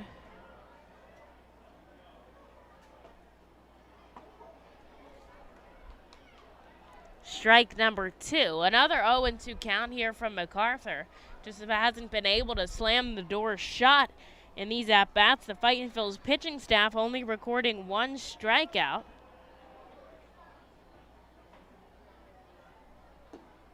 And he'll chase him for strikeout number 2 on the day. Hernandez goes down swinging. A big out pickup for MacArthur now. And 2 away here for Ryan Fitzgerald. We'd like to thank the official team physicians of the Reading Fightin Phils, our good friends at Commonwealth Orthopedics Associates, and doctors John Martin and Paul Marr for taking great care of the team. For the same great care that the Fightin Phils receive, visit Commonwealth Orthopedics Associates website today at coaortho.com. And on that note, manager Sean Williams coming out to relieve James MacArthur, who gets claps as he heads back into the dugout. We're going to take a short break as Hennigan warms up, and we'll try to finish off the top of the 4th. Unlike any other area at FirstEnergy Stadium, the Stadium 61 Dugout Suite puts you at the closest seat to the action on field, located just feet away from the diamond on the first base side. With covered seating, ability and motion accessible seating, and the most unique view around, your group will thank you over and over again for a one-of-a-kind experience. Tickets for the Dugout Suite are $27 and include options to add food or drink packages. For the first time ever, the Reading Fightin Phils are pleased to present you their classic game program, all electronically. This program has information on the coaching staff, player rosters, and front office staff. It also includes featured stories and alumni reports, all on the favorite guys who spent their time in baseball town. Visit rphils.com/programs to check it out. Purchase a bank of tickets to be used throughout the Fightin Phils season. The Flex Bank lets you use the number of tickets you need when you need them.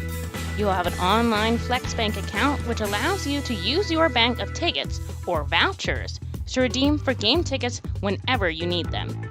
You can also reserve your game tickets from your FlexBank by contacting the ticket office or redeeming in person at the stadium. Visit rfills.com or call the office at 610-370-BALL for more information about the FlexBank ticket packages and all the exciting ways you can get tickets to a FirstEnergy Stadium game. Going to come in here for relief of James MacArthur in the top of the fourth. This is the second time we've seen MacArthur warming up, but now he'll actually enter the game. There's 2 outs on the board, but there is a runner on first. And so Hennigan is going to have to face off against Fitzgerald to get the final out in this inning. We saw him back on Thursday night's game, an inning of work, just 1 hit on 10 pitches. He's been really solid as of late. A good reliever for the Reading Fightin' Phils, and coming home to Fitzgerald, it's a little upstairs, so 1-0. They really ask a guy like Hennigan to do anything. He comes in to start off an inning. He comes in to clean up an inning.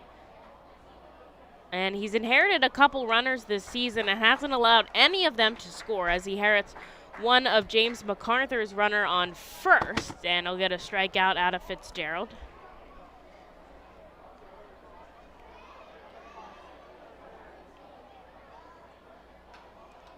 And he gets him to chase it foul. A late swing there by Fitzgerald puts him down 1-2. And Hennigan a strike away from getting out of this inning without allowing any more damage across.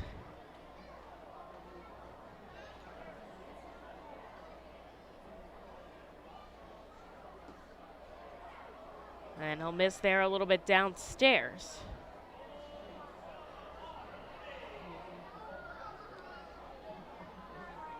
Infield back deep. Reed over at first. Miller is holding him on. And the lefty,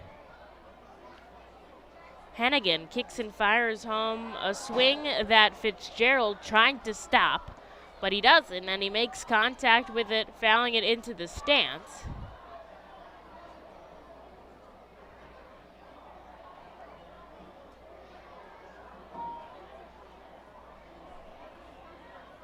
And it's 2-2 still.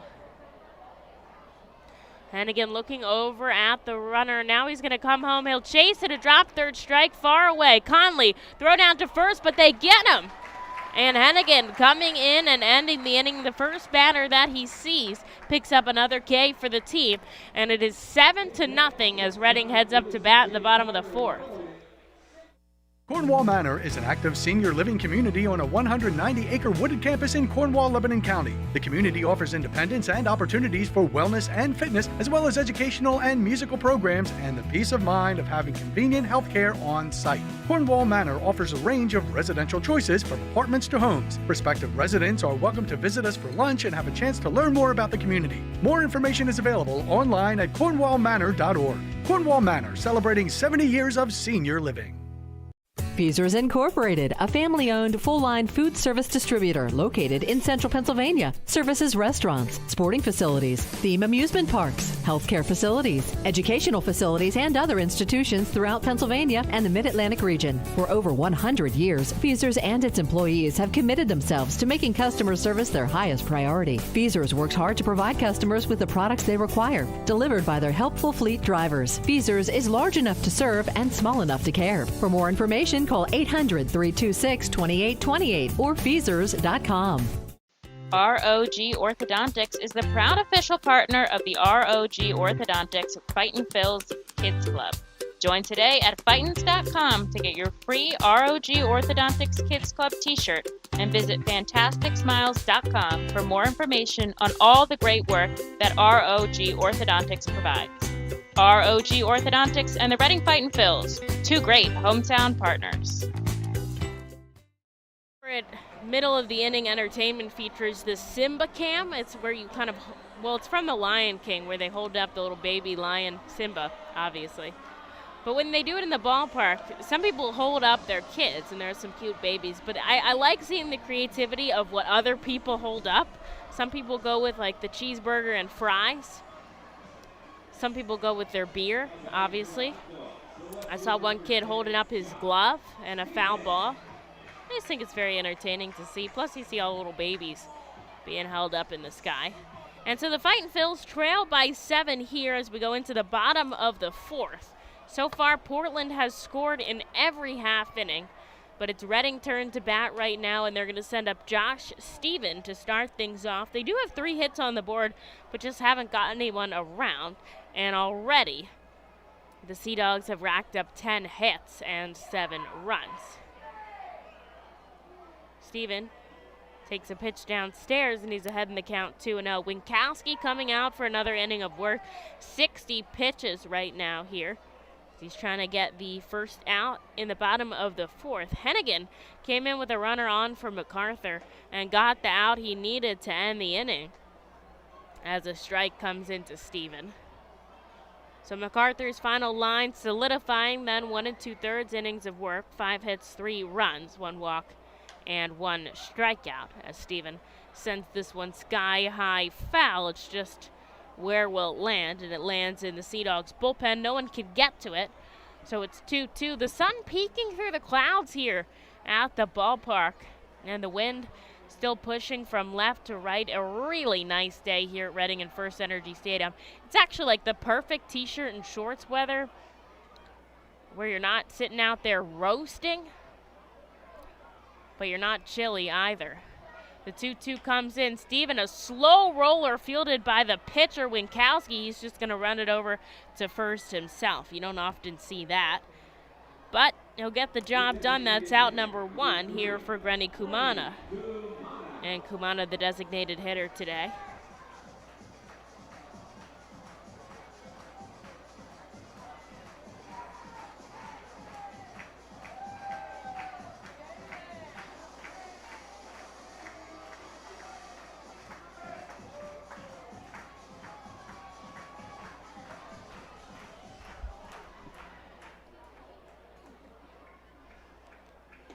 Kumana takes a called strike, his first offering.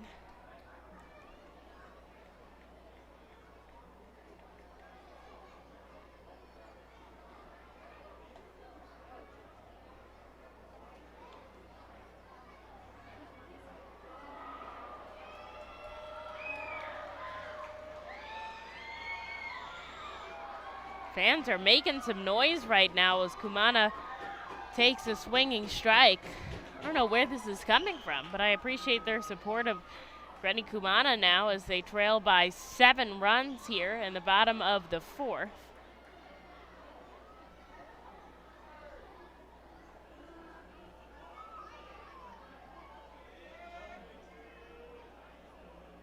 Winkowski still covering his entire face with his glove. And he'll kick and fire home. Kumana's going to get it through the gap. A base hit now with 1 away in the bottom of the 4th. He'll get the cheers of the crowd once again. Really found the hole between first and second.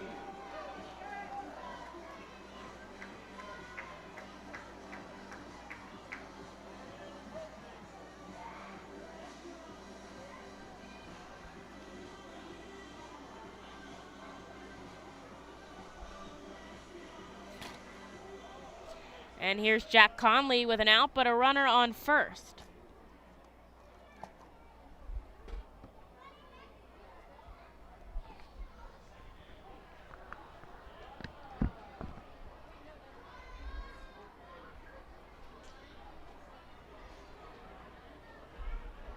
Takes the first pitch strike. Kumana, haven't seen much of him here, so not sure if he's the kind of guy that's going to take off and go to second here.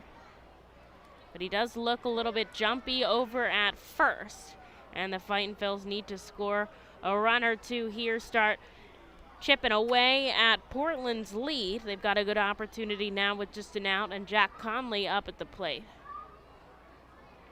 Back in 2019, he just stole 1 base for Reading and was caught stealing 5 other times.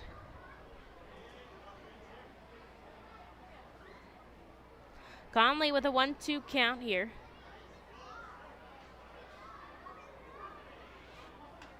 And 1 one is a slow roller, and it's Winkowski again who cuts off the first baseman Reed and makes the catch right as he jumps up the first baseline, and he reaches out and puts his other hand, not his glove hand, his throwing hand, to make the tag to Conley, and that is out number 2. So 2 unassisted plays by the pitcher for 2 outs, and Kumana remains on first. Here's Luke Miller.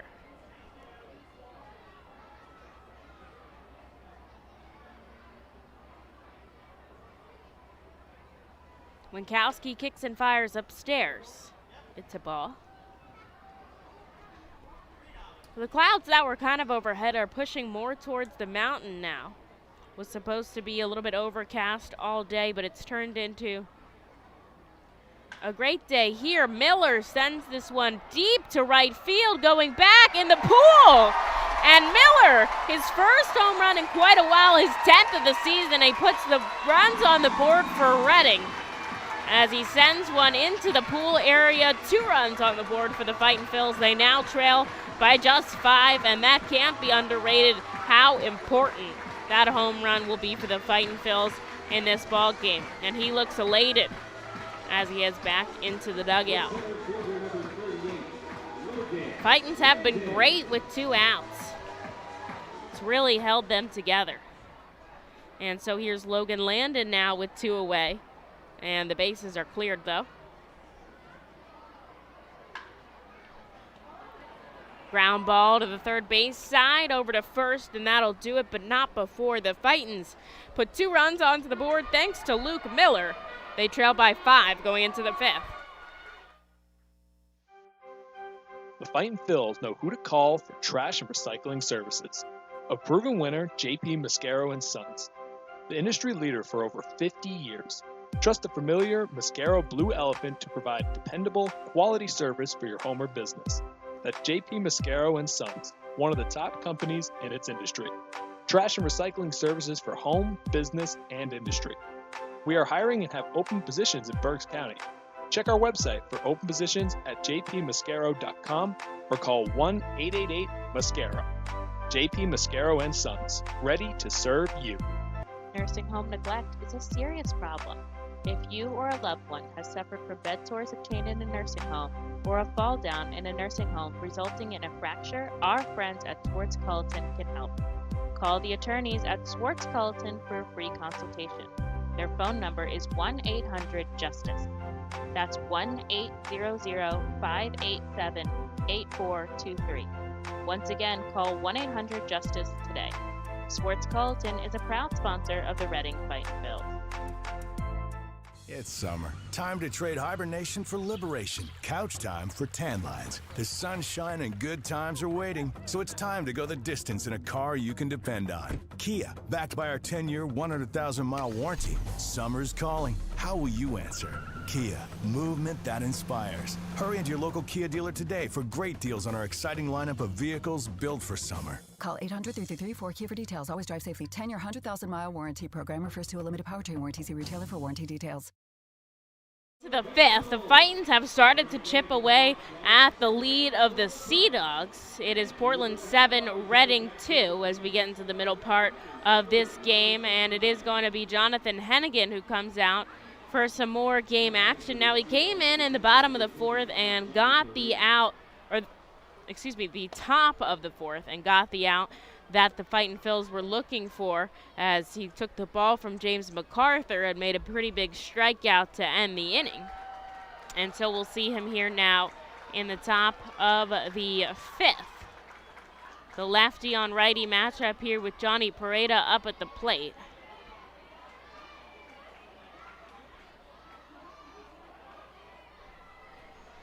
A lot of day games on this Sunday afternoon all across the Phillies system as Miami has taken a 4-2 lead over Philadelphia. They're in game number 2. It's not quite a doubleheader, but they did finish up yesterday's game beforehand. The Phillies took that one as Hennigan gets a swinging strike.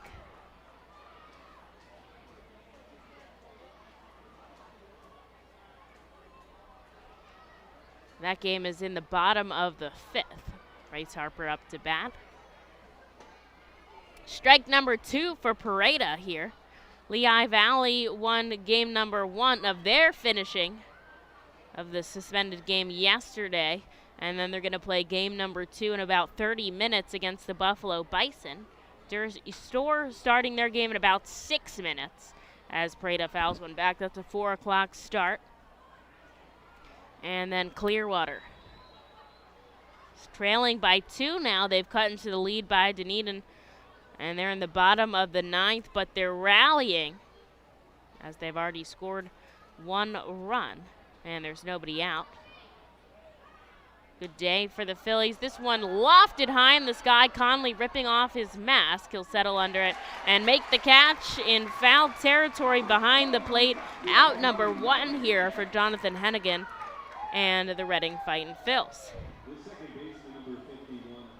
Now today, Conley's wearing that hockey mask. I still haven't had the chance to talk about this. I thought maybe it was a thing on the road where he didn't want to bring all of it. But some days he'll wear that old school mask and the helmet, 2 separate pieces. Today he's got the hockey mask like Duran. And a called strike 1 here to Williams, the number 9 hitter.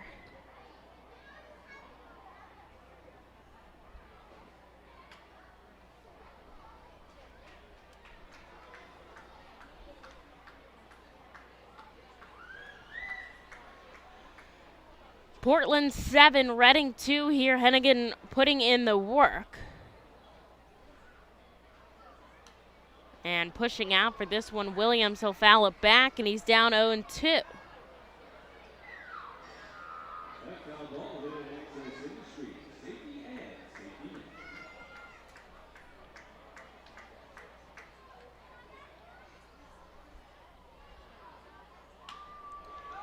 This one, Brito pops it off his glove, deflected. We'll see if that's going to be a base hit, and it is scored as a base hit, so Williams reaching first now with just an out on the board.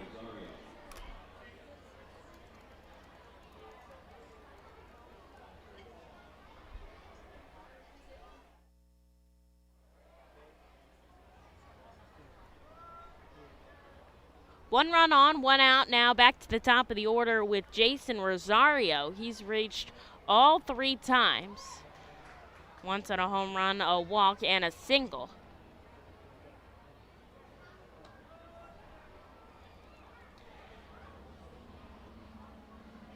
And there's a runner on first with 1 out here in the top of the 5th.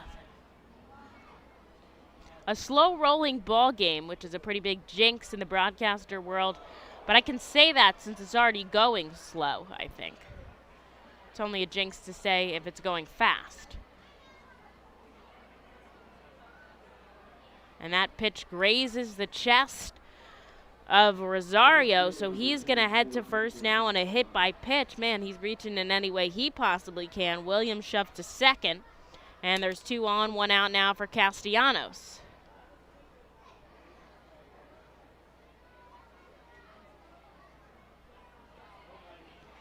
Conley coming out. He's giving the signs to his team. And we'll see what Hennigan can do in this tough situation.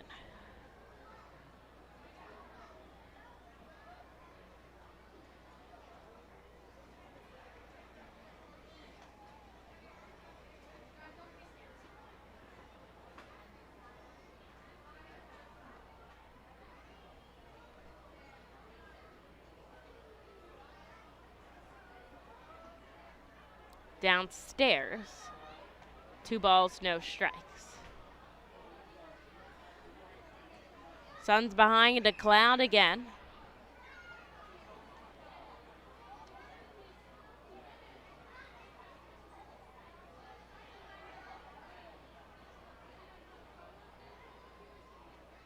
But the entire field in the shadow right now. Wind blowing stiff out to center field. Brito trying to cross up Williams on second, but instead Hennigan comes home a sharply hit foul ball. And it's 2-1.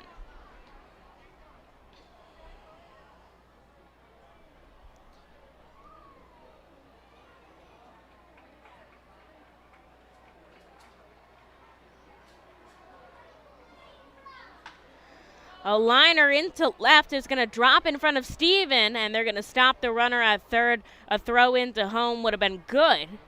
So bases loaded now for Hennigan. And there's no one in the pen, so this is all him as he tries to get out of this inning clean. The Sea Dogs have not yet put up a donut on the board. They've scored a run in all half innings so far. And Hennigan trying to put a stop to that, but the bases are loaded with just one away. And here is the righty, Devlin Granberg, who has also had a home run and a single today.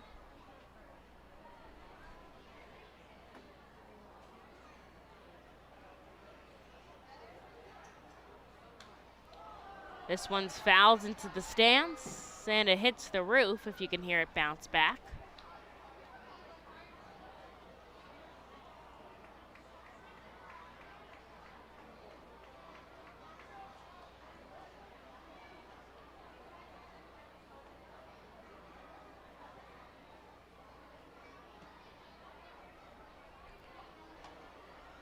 One ball, one strike now. Portland 7 runs on 12 hits, 1 error for their team, and Reading 2 runs on 5 hits. They scored 2 in the bottom of the 4th, so trying to keep it scoreless for Portland here as a hard hit foul ball goes down the first baseline and allow them the opportunity to keep going after the deficit that they're in.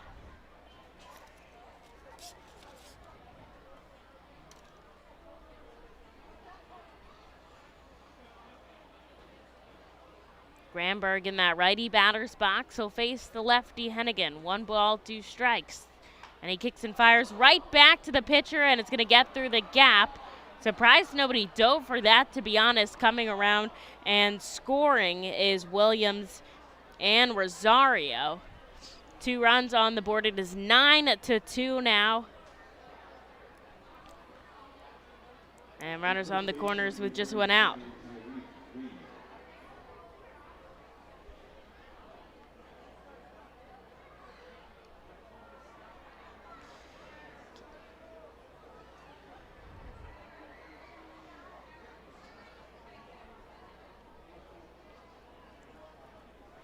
Here's Tyreek Reed. 3-hit day for Granberg. Brad Bergeson now coming out to talk to Hennigan.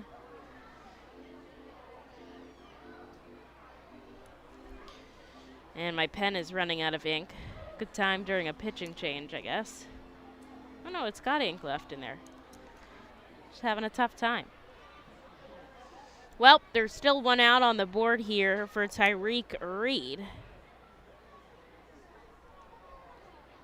And he's had a 2-hit day as well. Let me go through this. Rosario, 3 hits. Castellanos, 2 hits. Granberg, 3 hits. Reed, 2 hits. Potts, a hit. Hernandez, a hit. Just Fitzgerald and Pareda now with no hits on the board, although both of them reaching on a fielder's choice, which doesn't count the same way. Reed swings at a high fastball, 1-1. Runners on the corners for the Sea Dogs.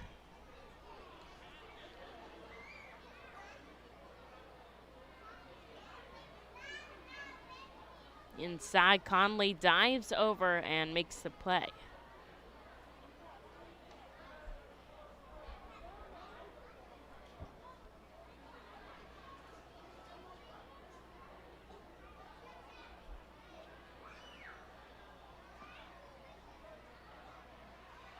Hennigan deals, swing and a miss by Reed, and he's got him 1-2.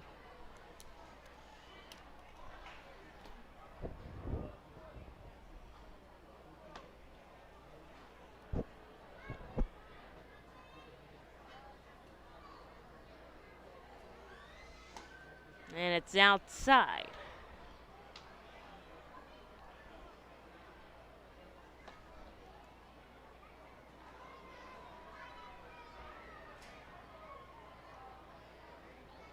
The Olympics start in just 5 days as Team USA heading to Tokyo. And Tyreek Reed heading to first on a walk. Castellanos over at third and Granberg at second. So the bases are loaded now with one out for Hudson Potts.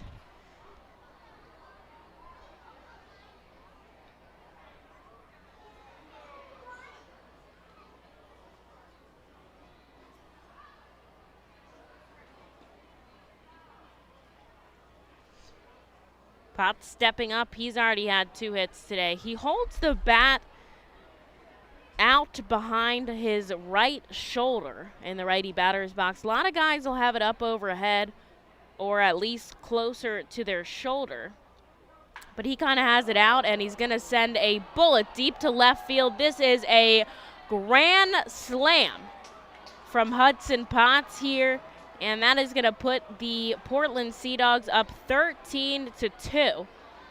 That's just the second grand slam that we've seen this season, one from Bonifacio and one here from Hudson Potts. A no-doubter up into the pub. That'll score 4 runs as Hudson Potts clears the bases. And this is not ideal for Reading today.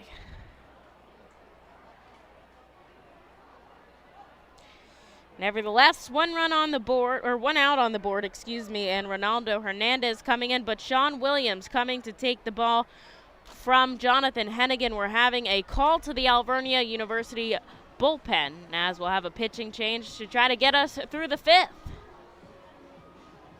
The Penn State Health St. Joseph's 67 Club is the original hospitality area at FirstEnergy Stadium. Conveniently located along the third base side, the 67 Club gives you front row seat to all the action at the hot corner. The area is safely protected from line drives with large see-through netting. Starting at $31, groups of 20 or more can enjoy a 2.5-hour all-you-can-eat buffet. Children 4 and under are free. Visit Fightins.com or call us at 610-370-BALL to reserve your group outing. You can add a delicious all-you-can-eat buffet to any Reading Fightin' Phil's game ticket for only $18. No need to visit the concession stands. You can add a 2.5-hour all-you-can-eat buffet to any ticket. Selection includes barbecue chicken, barbecue sandwiches, cheeseburgers, hamburgers, hot dogs, mac and cheese, corn, pasta salad, baked beans, potato salad, chips, fruit, cookies, and Pepsi products. Call the Fightins at 610-370-BALL, order online at Fightins.com, or visit the Weidenheimer ticket office at FirstEnergy Stadium. The Our Phils and Savage 61 are excited to bring you Fightins baseball live from the comfort of your own home. If you are listening to this now, you're probably watching on YouTube, Facebook, or Twitch. Thanks for tuning in, and feel free to check us out on ourphils.com/pressbox for all the elite baseball information on the Fightin' Phils.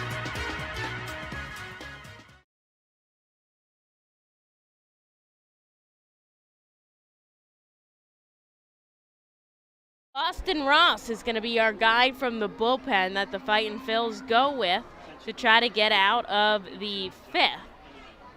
As Jonathan Hennigan leaves after a grand slam to Hudson Potts. And so the Seawolves lead 13-2 here as the Fightin' Phils are trying to get out of the top of the 5th, a 6th spot on the board.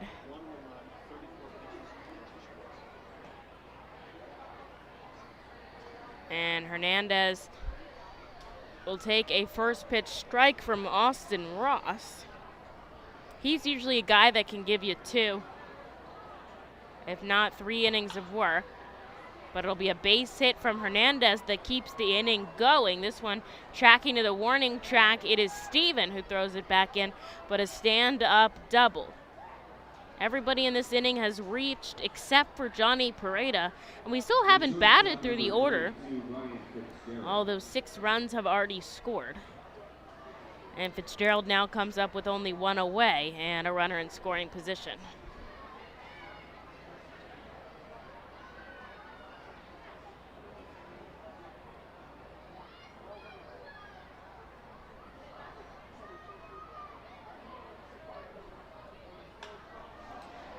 And another base hit is going to drop into left field. Trucking around third and scoring is Hernandez. And a stand-up double from Ryan Fitzgerald continues the half inning. 6 hits and 7 runs as the Sea Dogs lead by 12.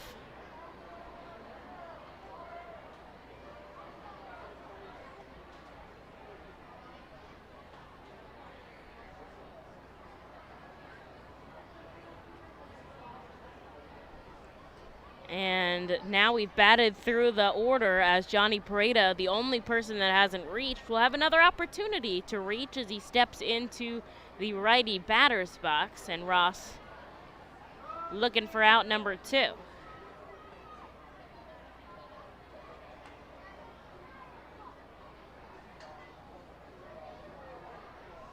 The Sea Dogs have scored 1 run, at least 1 run, in all of the innings that they've batted, as a swinging strike from Pareda makes it 1-1.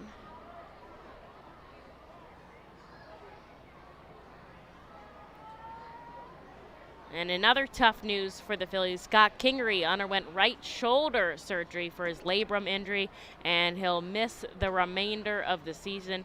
So we wish former our Scott Kingery the best in his recovery, and we hope that he's back playing ball with us sometime real soon.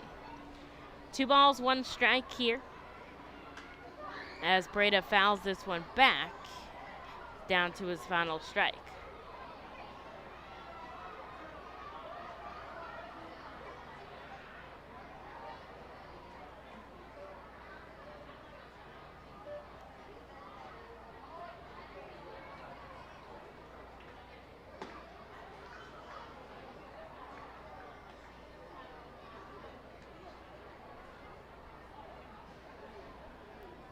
Three balls, 2 strikes. Ross has him here on a full count as he's trying to get out of this half inning.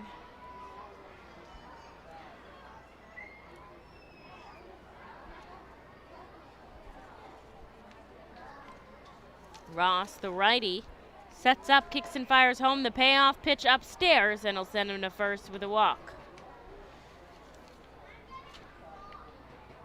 And so now everybody has successfully reached first in the lineup. Fitzgerald staying put at second. Here's Grant Williams now with 2 runners on and just 1 out.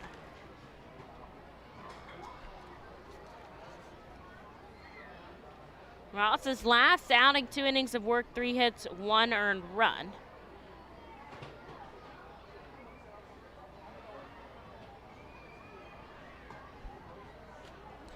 But he'll take a first pitch called strike. Williams gets one on the outside part of the plate.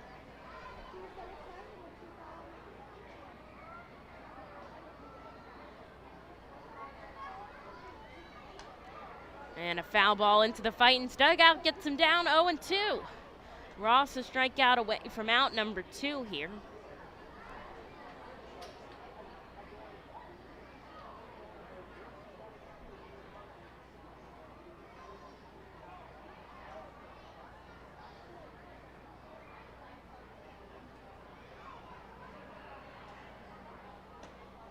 And it comes high and inside. Ball number 1. Wind still pushing left to right, which really makes Potts' grand slam even more impressive. The fact that he pushed it against the wind. And the ball outside as Ross still looking for his first out in this half, the second of the inning.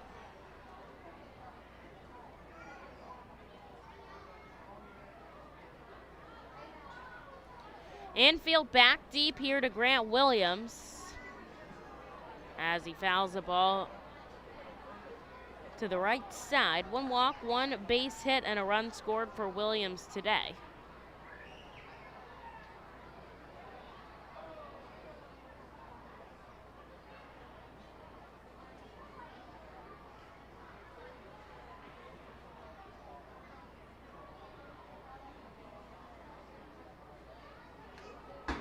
And he fouls back another one. Ross battling against Williams. We'll see who comes out on top.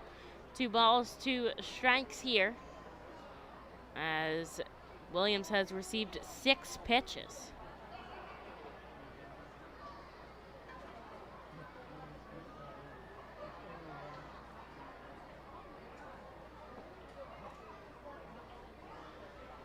Runner on first and second for Portland.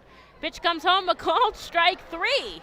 And down looking Williams back to the dugout. That is out number 2 for the Sea Dogs here. As Jason Rosario steps up, we're back to the top of the order. He was hit by a pitch his first time up in the top of the 5th. He's been up 4 times, so this is his 5th at bat, although he's been walked and hit by a pitch once.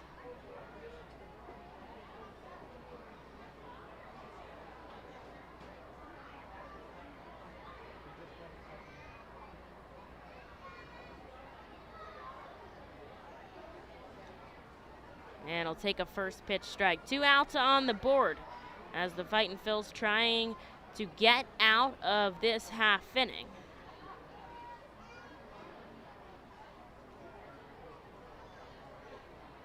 Fitzgerald at second, Pareda at first, a ground ball. Daniel Brito makes the easy out at second, and the Fightins get out of the half inning. 7 hits and 7 runs, I believe, as the Portland Sea Dogs lead the Fightin' Phils 14-2 going into the bottom of the 5th. Nursing home neglect is a serious problem. If you or a loved one has suffered from bed sores obtained in a nursing home or a fall down in a nursing home resulting in a fracture, our friends at Swartz Culleton can help. Call the attorneys at Swartz Culleton for a free consultation. Their phone number is 1-800-JUSTICE. That's 1-800-587-8423. Once again, call 1-800-JUSTICE today. Swartz Culleton is a proud sponsor of the Reading Fightin' Phils. The Reading Fightin' Phils are proud to partner with Humane Pennsylvania throughout the 2021 season. Humane Pennsylvania is the region's premier leader in animal welfare and empowers the people in our communities to increase their capacity to care for animals so that all animals are safe, healthy, and treated humanely. Humane Pennsylvania is proud to be a Fiesta Friday and Bark in the Park sponsor. Learn more about Humane Pennsylvania and how you can help build the best community anywhere to be an animal by visiting humanepa.org. To enjoy a perfectly crafted 1893 from the makers of Pepsi Cola, you must first appreciate its carefully selected ingredients. A dash of cola nut extract, a hint of real sugar, a splash of sparkling water, and a generous amount of attractive spokesperson. Trust me, I'm gorgeous. Cheers to 1893 boldly blended colas, a delicious balancing act of premium ingredients from the makers of Pepsi Cola.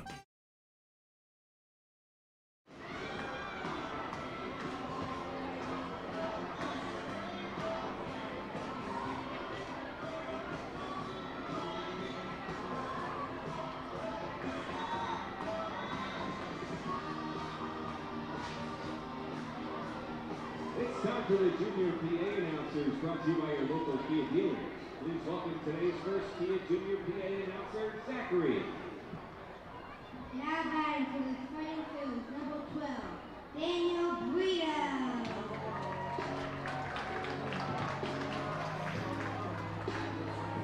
Into the bottom of the 5th we go. Reading is down by 12 runs just when they thought they were back into it, adding 2 runs on in the bottom of the 4th. Portland puts up a 7 spot in the top half, and Reading has a lot of catching up to do. The guys in the bullpen for Portland never have it together. They're always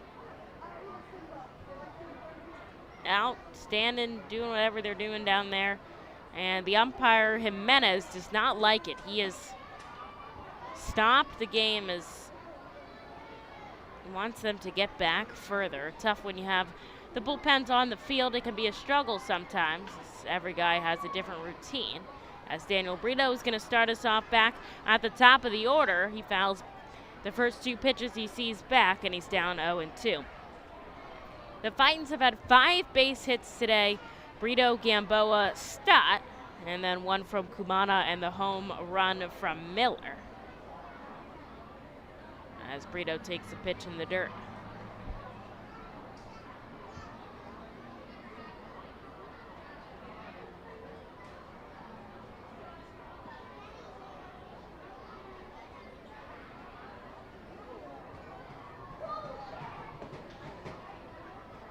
Takes the pitch downstairs once again.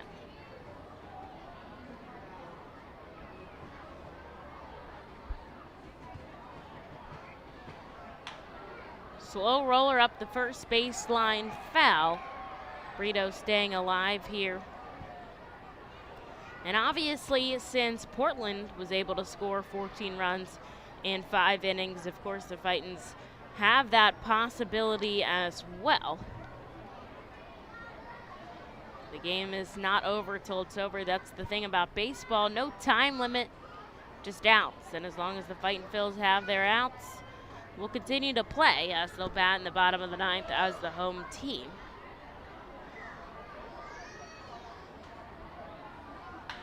Brito drives it up to the second baseman, backhanding it is Williams, and he'll make the play over to first, 1 away. Here's Archimedes Gamboa.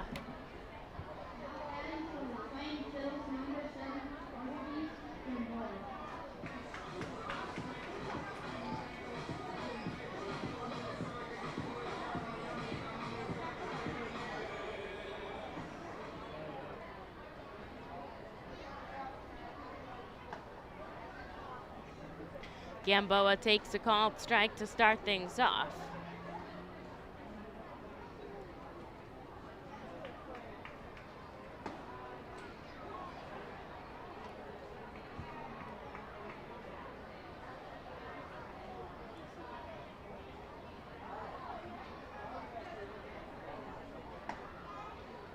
And this one just missing outside, 1-2.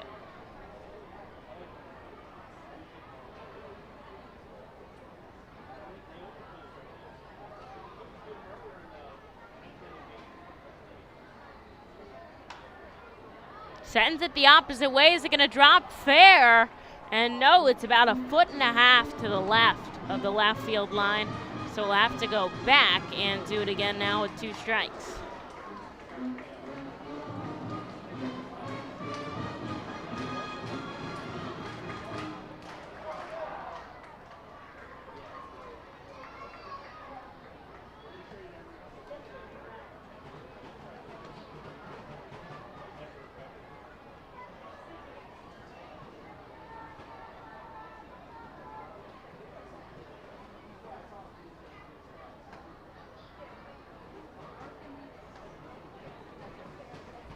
Three balls, 2 strikes here to Gamboa as he's battling against Winkowski. 84 pitches for the starter. There's a lot of action going on in their bullpen. Couple of guys stretching and tossing balls at the wall. Gamboa sends this one up the right field line, and it's foul. Just like the other one, but he pokes it, or he pulls it this way, I should say. And he'll stay alive. 7th pitch to Gamboa here as he's working the count. Another payoff pitch from Winkowski, and he'll stay alive again, fouling it back.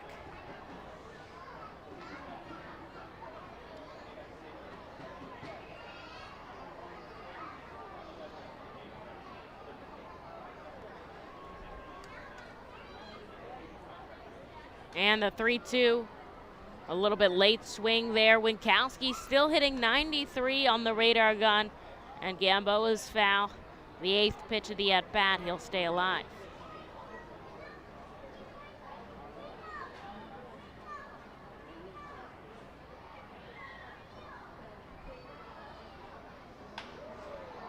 A slow roller up to first. Tyreek Reed fields it unassisted. Will step on the base pass, and that's out number 2. A tough battle there by Gamboa, and he is not able to come up with it.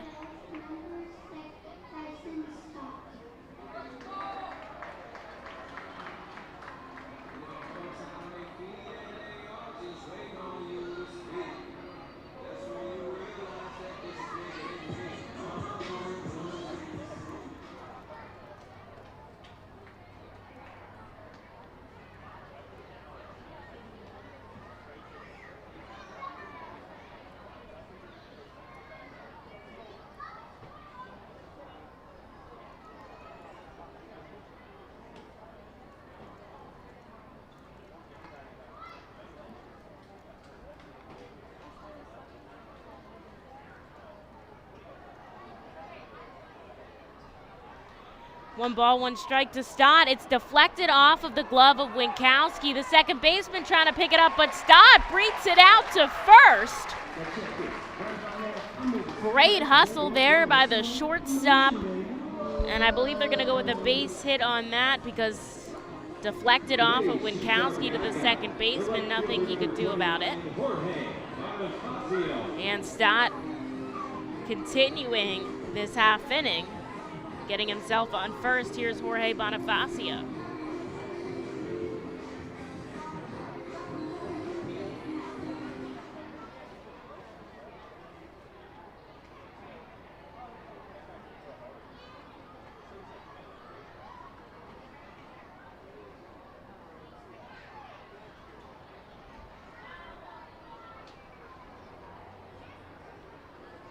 Bonifacio takes the first offering in the dirt. Winkowski is probably nearing the end of his time on the mound today. 95 pitches. And we'll see how long manager Corey Wimberly lets him go. A called strike as he tries to hold off on his check swing but is not able to. 1 ball, 1 strike.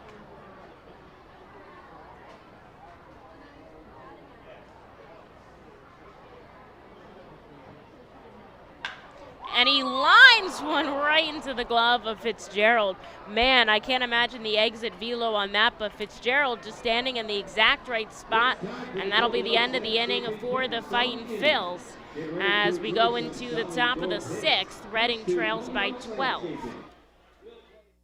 The Reading Fightin' Phils are proud to partner with Mao Beer throughout the 2021 season. Mao Beer and Mao Cinco Estrellas Lager, which is available in the Stadium Plaza Bar, has 128 amazing years of brewing history. Founded in 1890 in Spain, Mao Beer has always been there to satisfy the most demanding taste buds. Make sure to pick up Mao Beer and Mao Cinco Estrellas Lager at FirstEnergy Stadium at our Plaza Bar throughout the 2021 season and at your local retailer. Mao Beer is a proud partner of the Reading Fightin' Phils and all 2021 Fiesta Friday celebration games. Mao Beer, the 5-star taste and the quintessential beer from Madrid. Please drink responsibly. At Savage 61, our goal is to assist you in making a confident decision. Our friendly, professional staff members are available to answer your questions and listen to your needs. Whether you're shopping for a new or pre-owned vehicle, we're ready to help you with your search. Visit our dealership at Pottsville Pike today. Fastball, curveball, slider, it's the pitcher's grips that make the difference. And when it comes to cornering, braking, and traction, CJ's Tires and Automotives can improve your car's grip with a new set of Hankook tires. Hankook tires are known for great handling and reliability mile after mile. Together, Hankook Tires and CJ's are your winning team. So whatever your vehicle needs, an oil change, state inspection, brakes, alignments, or Hankook tires, trust CJ's Tires and Automotives in Fairless Hills. CJ Tires and Automotives.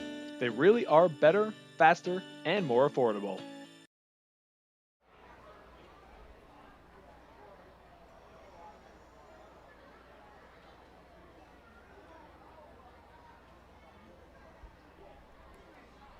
Well, Pedro Castellanos is going to start us off here in the top of the 6th.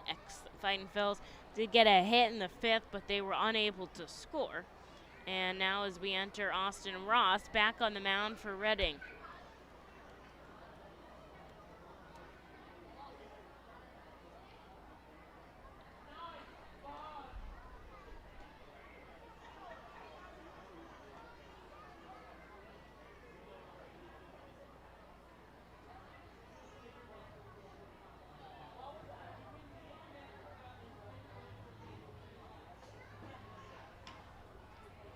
A slow roller to Bryson Stott. He'll let it come to him and then send it over to first. Out number 1.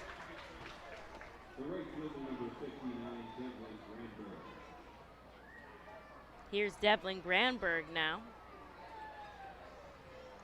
The R-Phils have yet to pitch an inning to the Sea Dogs that they haven't scored in, but with 1 quick away here in the 6th, this could be it. Although Devlin Granberg, a 3-hit day so far.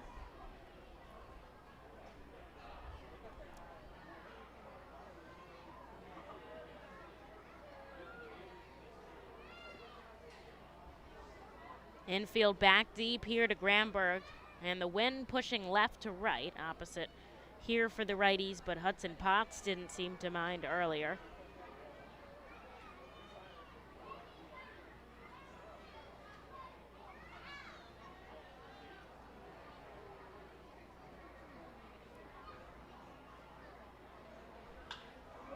Right up the middle goes Granberg, a 4-hit day as he settles himself at first, and he'll probably have at least 2 more at-bats in this contest. Here's Tyreek Reed.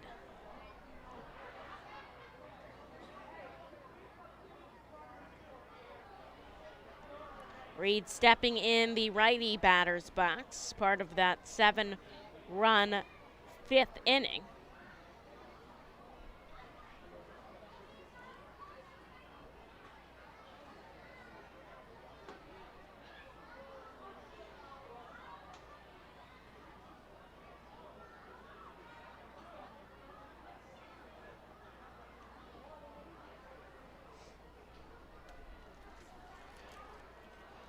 Reed takes a called strike from Ross, 1-1. I do believe that Winkowski's day is done.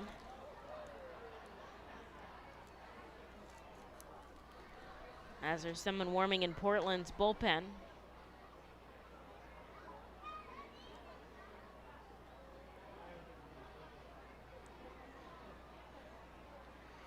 And Reed fouls one back, so he's down to a strike here. Granberg over on first.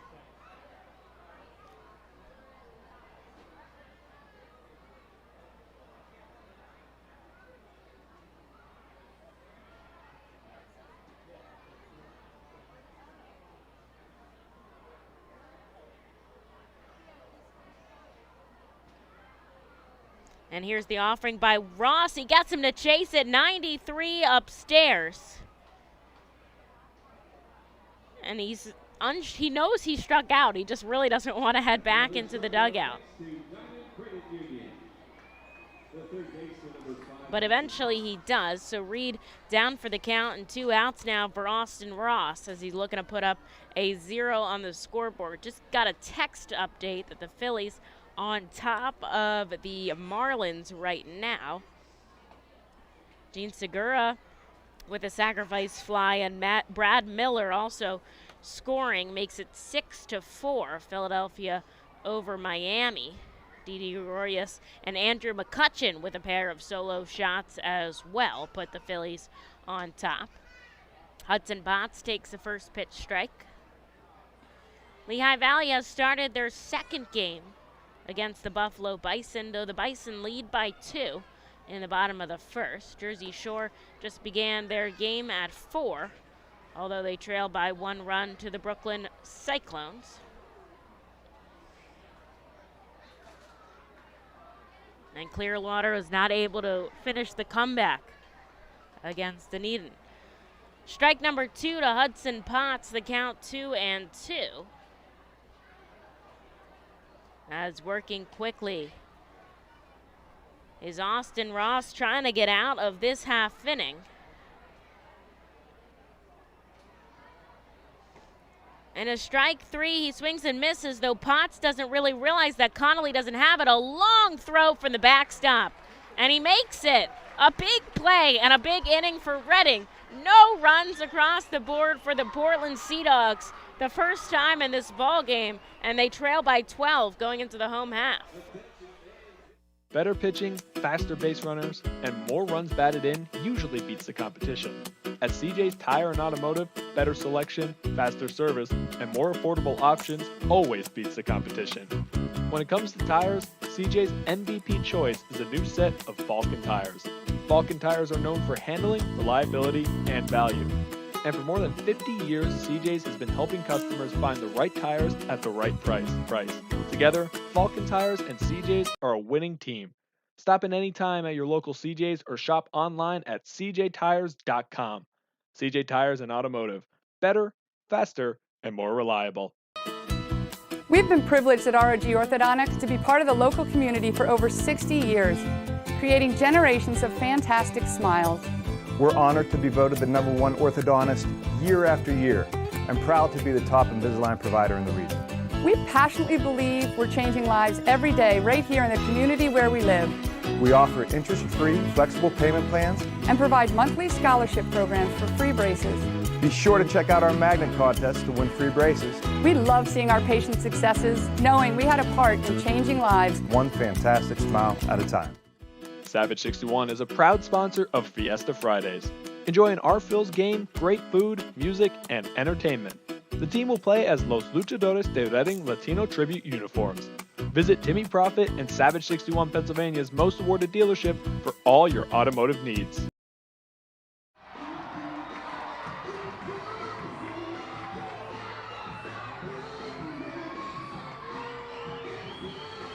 Baseball town native Taylor Swift and the Slingshot Sing-Along, brought to you by Fleetwood Bank. Hey kids, Screwball's headed back to the BTI mascot autograph booth in Geico to widen its Funland. And the Funland now to beat Screwball. Now pitching out of the Alberta University Golden Wolves bullpen, Seadogs pitcher number 12, Jake Thompson. Now batting for the Hot Dogs, the left fielder number 10, John Steven.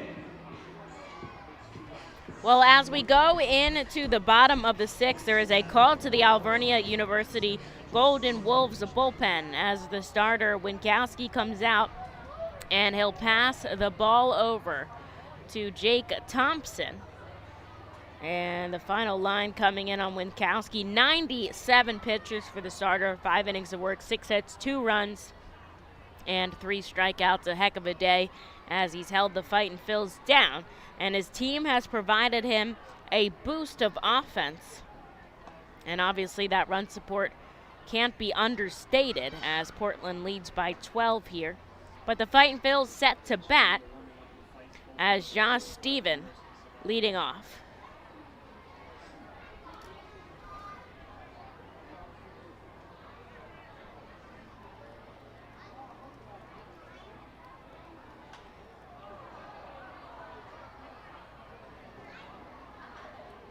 Steven fouls one back, 1 ball, 2 strikes now. The Fightin' Phils scored their only 2 runs in the fourth. Kumana reached on a single and was brought home by Miller's 2-run home run.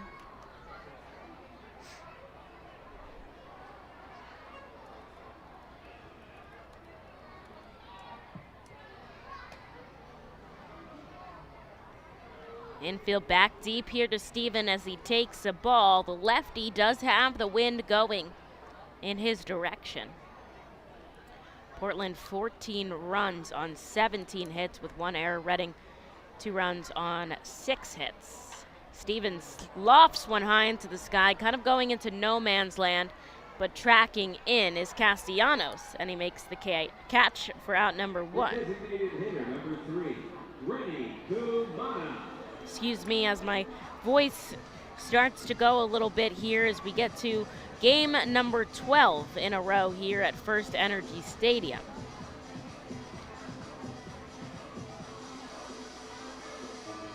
But I appreciate you all tuning in for this long homestand and all the fans that have supported us out at the ballpark. The Fightins will hit the road on Tuesday.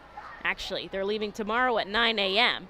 as they travel to New Hampshire. They'll spend the night over there. And then Tuesday through Sunday, a 6-game set against the New Hampshire Fisher Cats as they look to get back in action against a team that they haven't faced so far this season.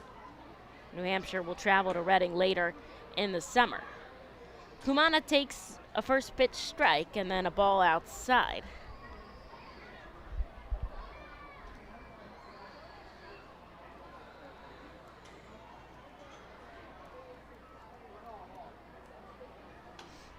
And he sends one foul into the stands. Stay alive.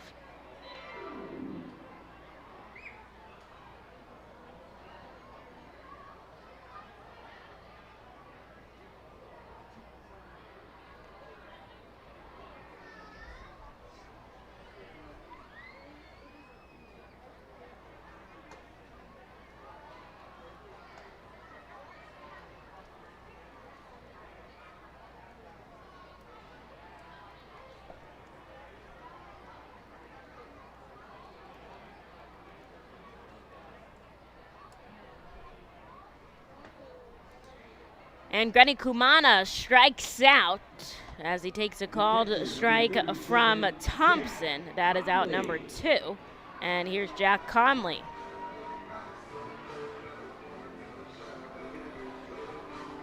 Conley today 0 for 2. Fly ball and a ground out.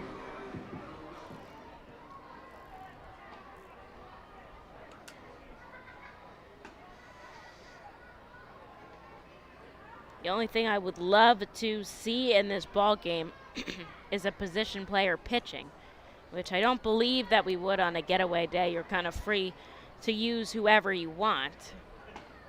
As Conley takes 2 straight balls. The sun peeking out of the clouds right now. Nice to see here at the ballpark.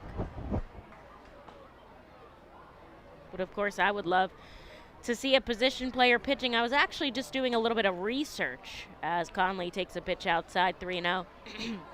Carlos Ruiz actually pitched 1 inning in his 12 years long in the majors, not when he was with the Phillies, but when he was with the Mariners and they were getting smoked. He threw an inning on the board, gave up some hits and 1 earned run, but did end up pitching a full inning and getting out of that inning for the Mariners. So must have been pretty exciting. Pretty much that guy only played catcher. Chooch was really just a catcher. Couple times at third. Sometimes you'll see catchers play first. He did not do that as Conley fouls this one into the stand. He was ahead 3-0. Now it's a full count from Thompson. But I thought that was kind of cool that he did get 1 inning of work on the mound.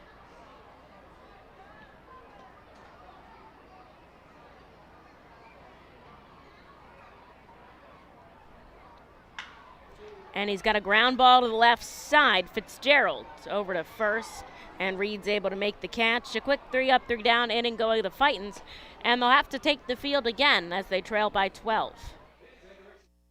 The Reading Fightin' Phils are proud to partner with the Berks County Mental Health Developmental Disabilities Program. Together, we are striking out the stigma in order to raise community awareness about mental illness and the prevention of suicide. With 3 simple words, are you okay? The hope is to begin a conversation to show Berks County that we care. Suicide affects and hurts everyone, but help is here, and we'll work together to raise awareness about suicide and identify what we can do as a community to prevent it. People in need of assistance and support should call Crisis Intervention at 610-236-0530. That's 610-236-0530. The Fightin' Phils know who to call for trash and recycling services. A proven winner, JP Mascaro & Sons. The industry leader for over 50 years. Trust the familiar Mascaro Blue Elephant to provide dependable, quality service for your home or business. That's JP Mascaro & Sons, one of the top companies in its industry. Trash and recycling services for home, business, and industry. We are hiring and have open positions in Berks County. Check our website for open positions at jpmascaro.com or call 1-888-MASCARO. JP Mascaro & Sons, ready to serve you. To run the bases on the field after the game. So stick around and run the bases at America's Classic Ballpark next to Channel 69 News First Edition and ROG Orthodontics.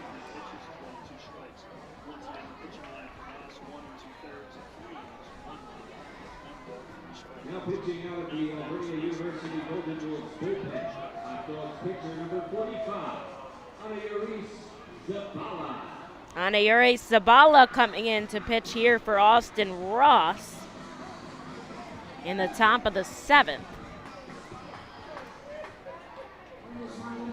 And a defensive note, didn't get a chance to make in that last half inning, was that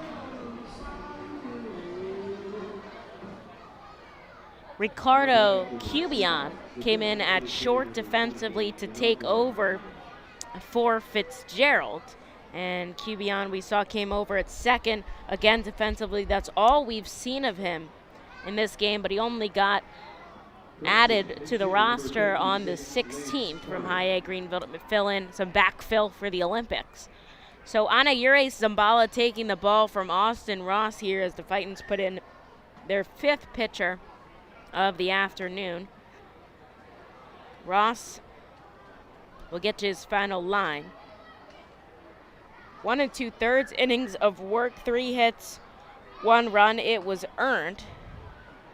1 walk and 3 strikeouts, the best line so far we've seen today from the Fightin side. And Zabala coming in, he's going to face off to start it off against Ronaldo Hernandez. Hernandez down 0-2 to Zabala, and he misses outside, so we'll go again. Now the top of the 6th was the only 0 on the board so far for the Portland Sea Dogs, as they scored 2 in the 1st, 2nd, and 3rd, 1 in the 4th, and 7 in the 5th. As a 3rd strikes comes in from Zabala, and Hernandez knew it. He gets punched out by Jimenez and sent back to the dugout. There's 1 away now for Ryan Fitzgerald.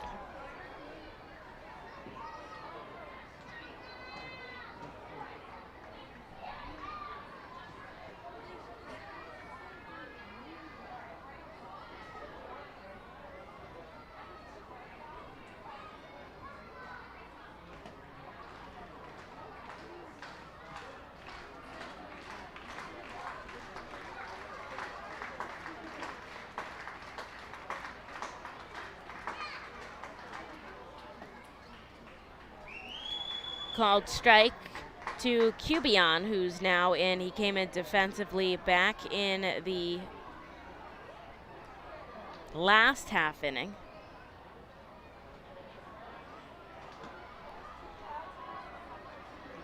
And he'll take 2 balls and 1 strike now.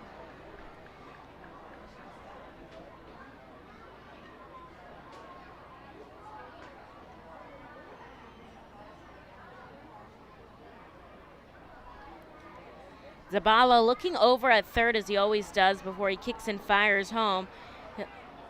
And it came low. He checked his swing, but he did not go around, so it's 3-1.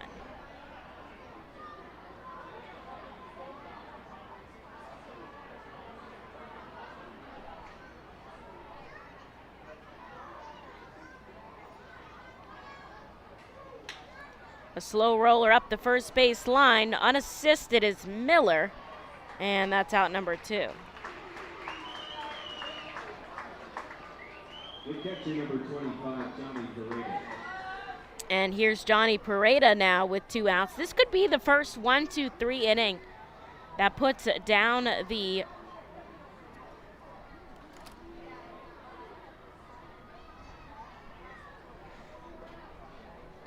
Portland Sea Dogs in the top of the 7th.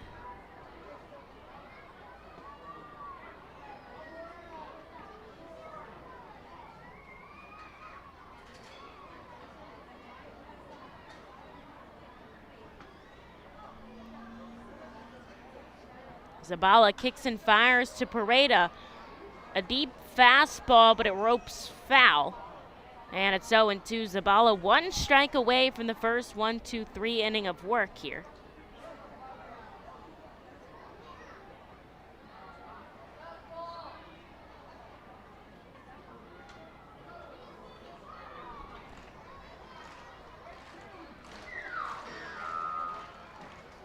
The safety nets are provided thanks to Access Industries and Safety A.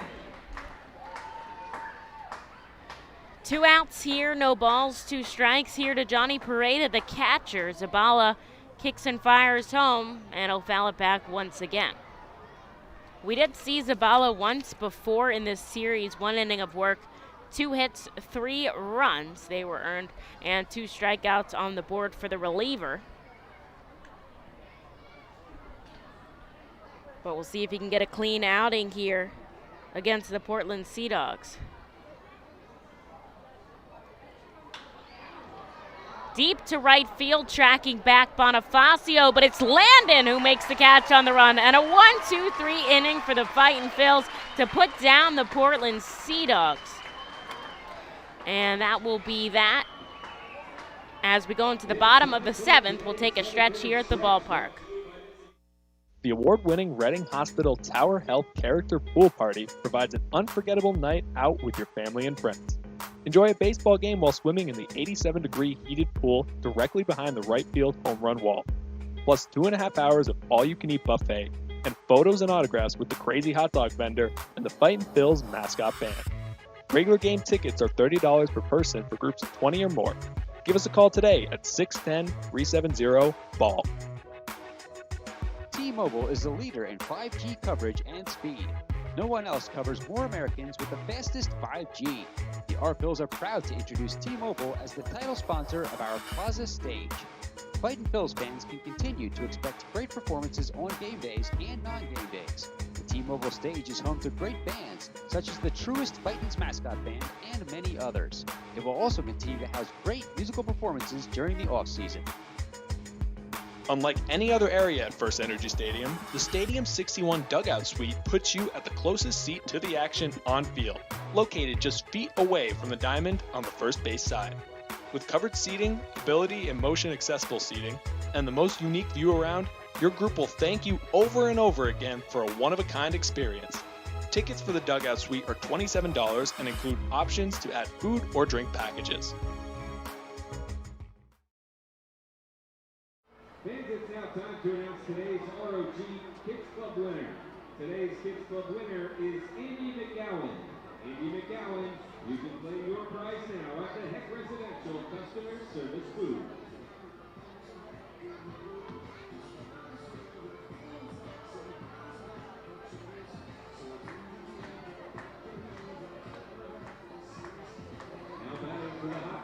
Well, the first 1-2-3 inning for the Portland Sea Dogs.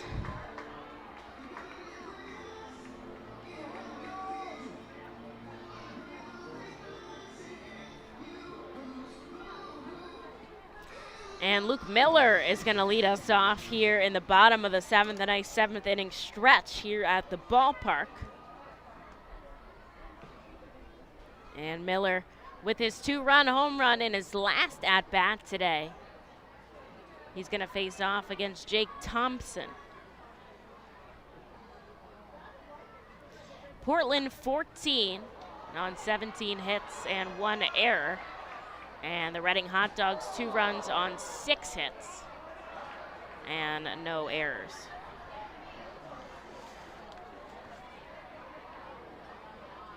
The Fightins are 1 and 3 in hot dog jerseys.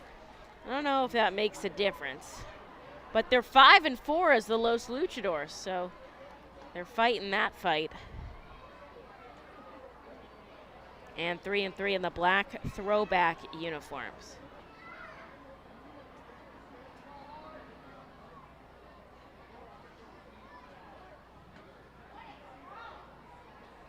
Miller staying alive now, 3 balls and 1 strike.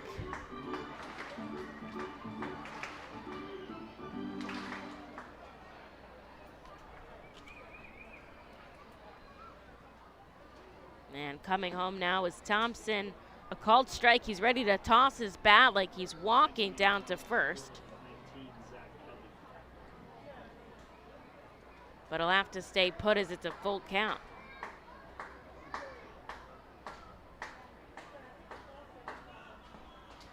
And now he'll walk as the pitch misses downstairs. So the Fightin' Phils have a runner on. And nobody out here for Logan Landon. The center fielder, number 38, Logan Landon.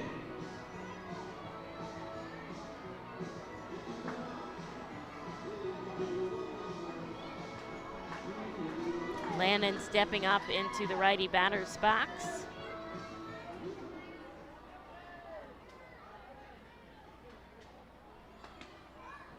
And it's an outside called strike.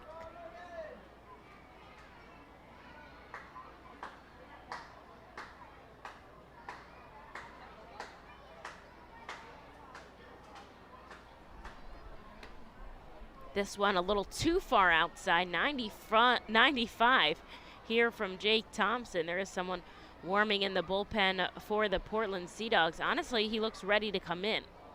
So I wonder if they're just going to let Thompson finish up with this batter.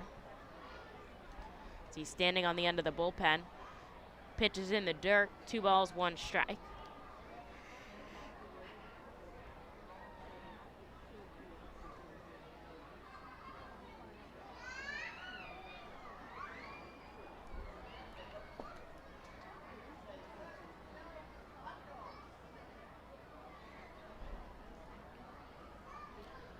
2 balls, 1 strike. The offering to Landon hold up upstairs, and he'll get a 3-1 count, the same as Miller did. He's on first after being walked, and there's nobody out.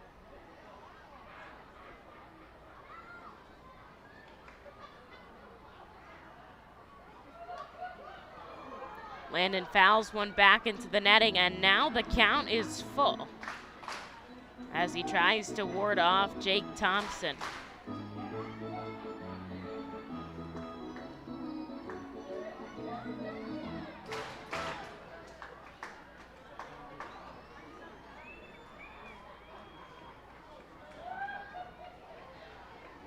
Runner on first, nobody out. Here's the full count offering, and Landon goes down swinging, chasing a fastball 94 from Thompson.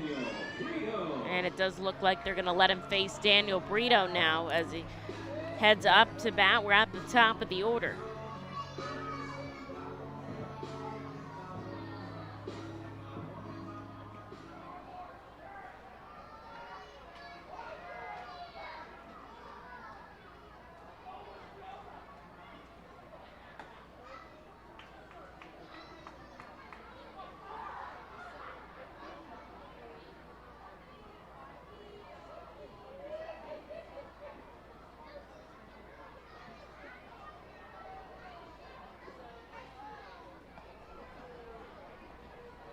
Brito swings and misses, 0-2 now.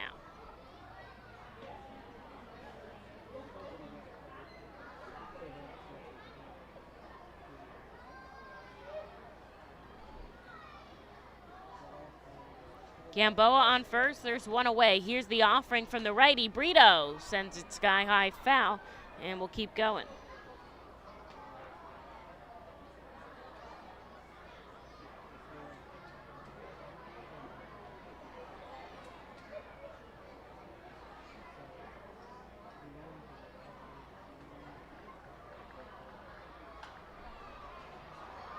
Another foul ball from the leadoff hitter.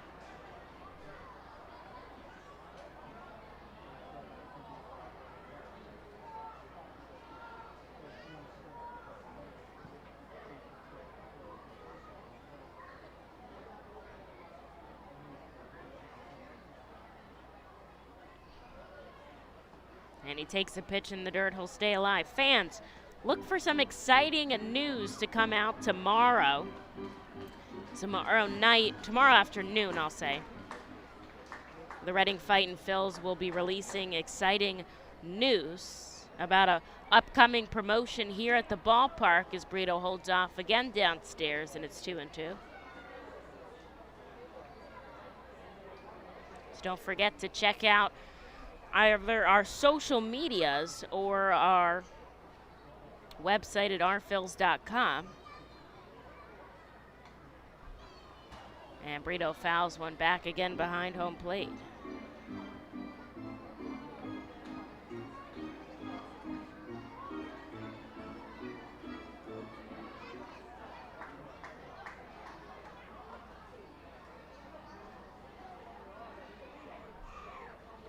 In the dirt, 3-2. And the scoreboard had that wrong, and so did I. And I'm glad I had it wrong because he's going to walk to first. And there's 2 runners on now and 1 out. And it's Archimedes Gamboa. We're right into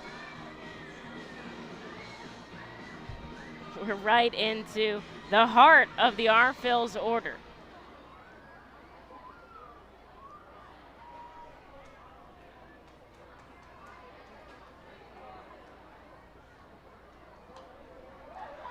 Gamboa fouling this one back. And he stays alive. Lots of fans sticking it out here. You know what? It's just a nice day to be outside. It really is. And he fouls one back again. I think this could be the start of a comeback here for the Fightin' Phils. They've done it before, and they could do it again. Lots of baseball left here at FirstEnergy Stadium. Even to see some exciting entertainment here at the ballpark, always a good time. to come out. No balls and 2 strikes here to Gamboa. He'll take a pitch outside, 1 and 2.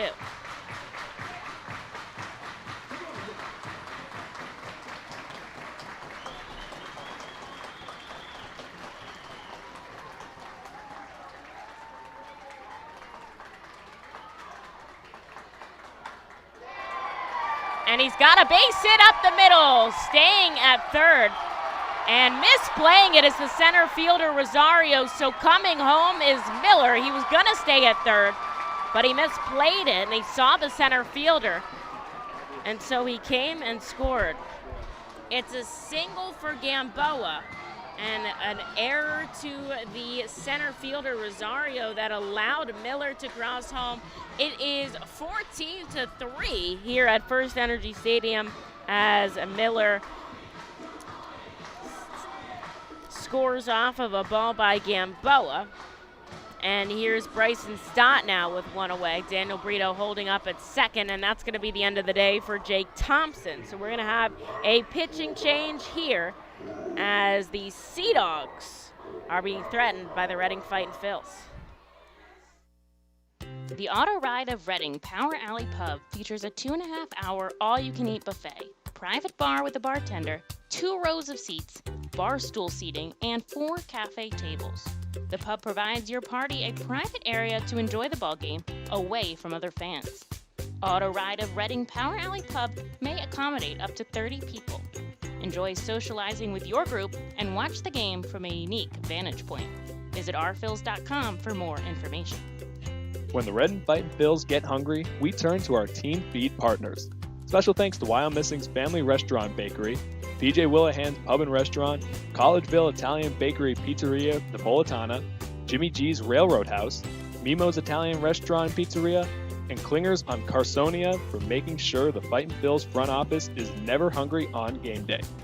Our staff enjoys delicious meals from our team feed partners, but don't take our word for it. Find out for yourself today. Gear up for the Fightin' Phils season. Visit the Brentwood Industries Fightin' Phils team store at FirstEnergy Stadium, or check out our online store 24 hours a day, 7 days a week at rphils.com/shop. We have a wide variety of Fightin' Phils hats, t-shirts, kids apparel, and more. Looking for something new?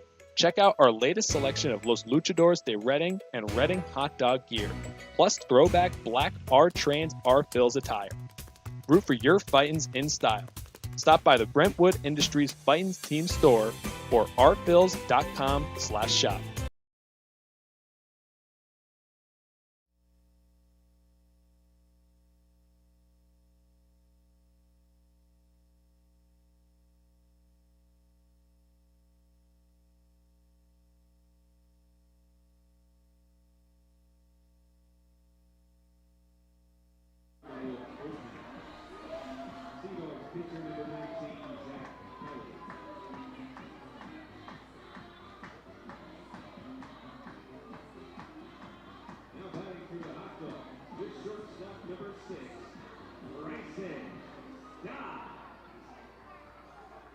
Well, a call to the Alvernia University Golden bullpen happens in the bottom of the 7th, as Jake Thompson has relinquished a run to the Reading Fightin' Phils, and he'll be replaced by Zach Kelly with 1 out on the board and a runner on first and second. He'll have to face off against Bryson Stott.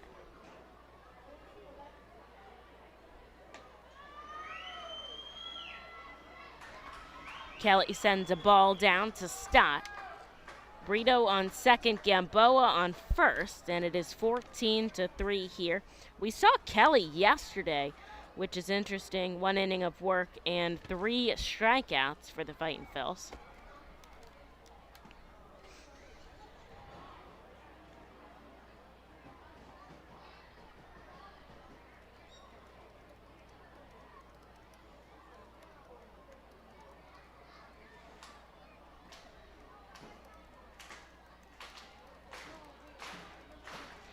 Stott, 1 ball, 1 strike here, 1 out on the board. He's going to call time.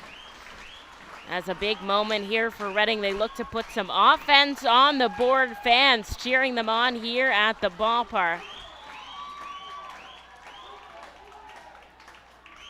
And here's the offering from Kelly. Inside, it gets past the catcher, Pareda, and heading over to third. On a wild pitch is Brito Gamboa shifting to second, and suddenly there are two runners in scoring position here for the Reading Fightin' Phils, as Bryson Stott has a 2-1 count at the plate.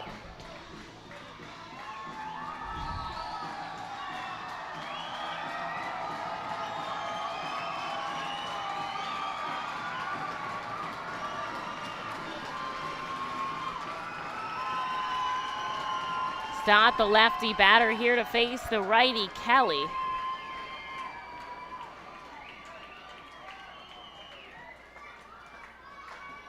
And here's the offering outside. He holds off.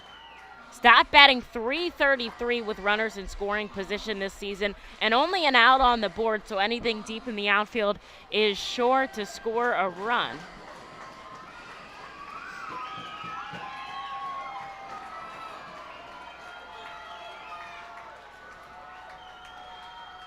Three balls, one strike here to Stott, and he fouls it back, so we'll stay alive.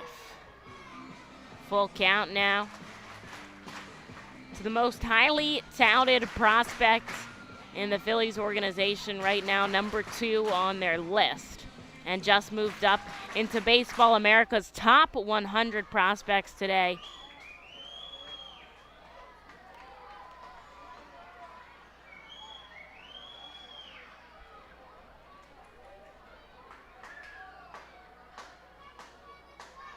And here we go again with the payoff pitch. Stepping out now is Kelly.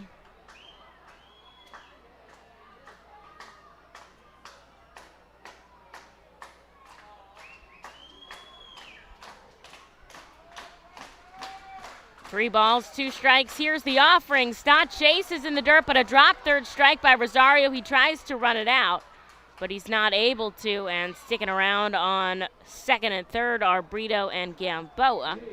And here's Jorge Bonifacio now looking for his first hit of the day. A great opportunity as he's due for one with two runners in scoring position.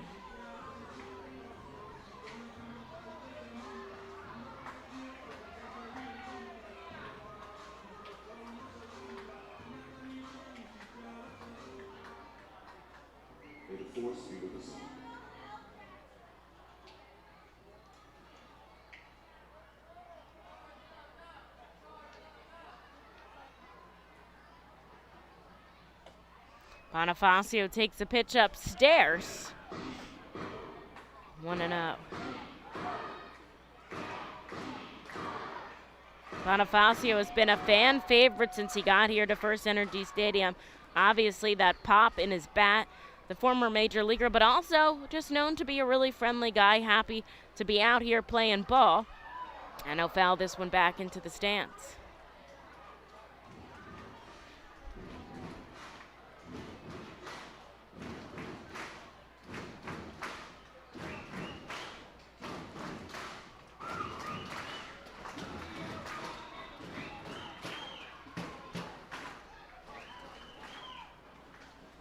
Infield back deep here to Jorge Bonifacio. Brito on Brito on third, Gamboa on second, and Bonifacio lifts his sky high. It's going to stay in the infield, and calling everybody off is Tyreek Reed. He'll make the catch near the pitcher's mound. That is out number 3, but the Fightin' Phils put a run on the board, and it is 14-3 going into the 8th. The Acme Distribution Center in Denver, Pennsylvania is hiring warehouse positions now.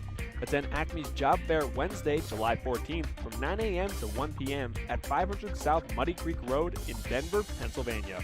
Starting rate of $19.30 per hour, including premiums.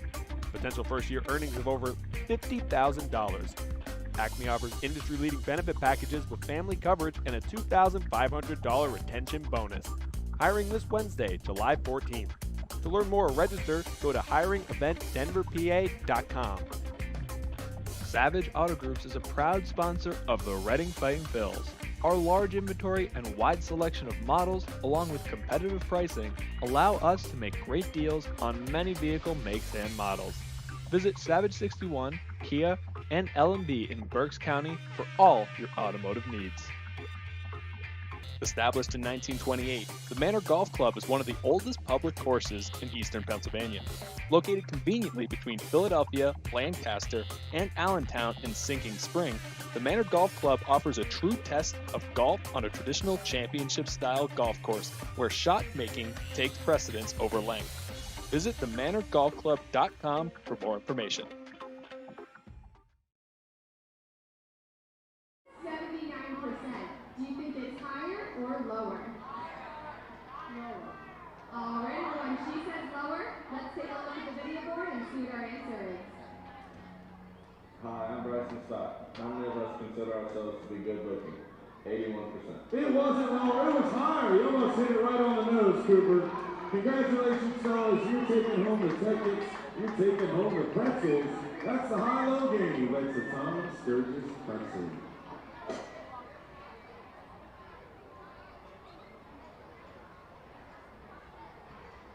Now batting for the Sea Dogs, the second baseman, number 51, Grant Williams. Well, Anayure Zabala is going to remain in the ball game after getting the first 3 up, 3 down out of the Sea Dogs. He's going to start it off against Grant Williams.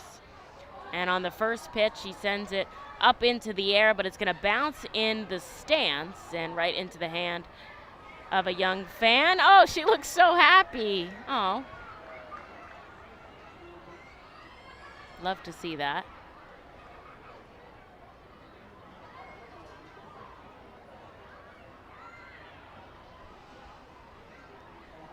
And Zabala kicks and fires home, misses downstairs this time, 1-1. The Fightin scored a run thanks to Archimedes Gamboa's RBI single-plated Luke Miller, so Miller being involved in all of the run scoring so far today, and it is 14-3 here as we get into the back half of this ball game.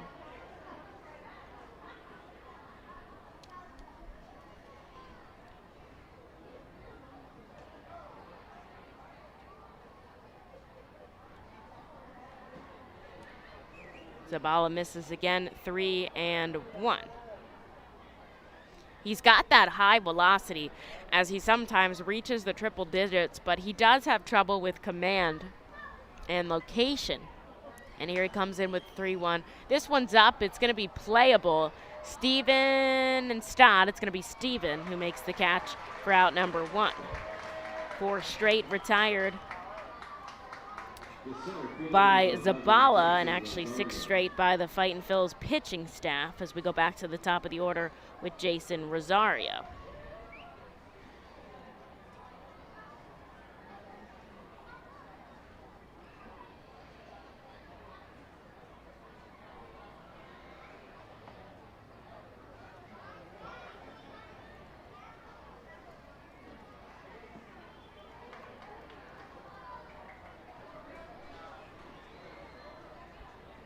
First pitch strike to Jason Rosario.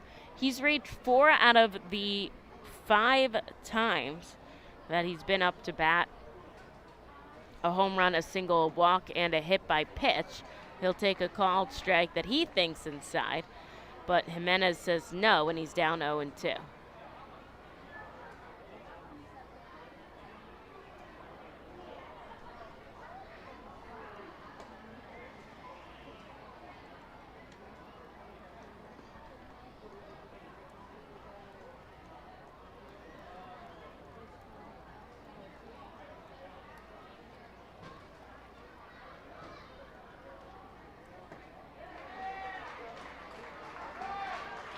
And that'll be strike number 3, so 2 up, 2 down here for Zabala. He's got 5 out in a row, and he'll just have to face Pedro Castellanos if he wants to end the inning quickly.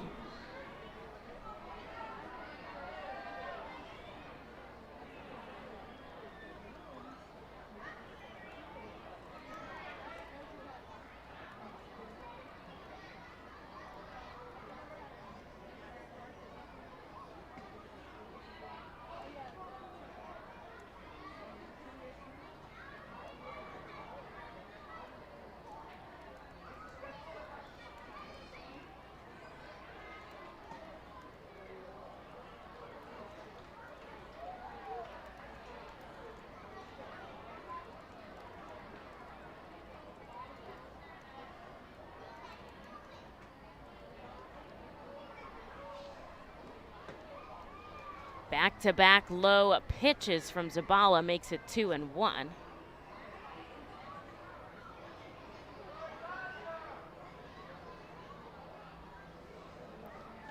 Some stretching going on in Reading's bullpen and some throwing going on in Portland's bullpen. Zabala gets a called strike. It's 2-2 with 2 outs, going for his back-to-back 3-up, 3-down half inning.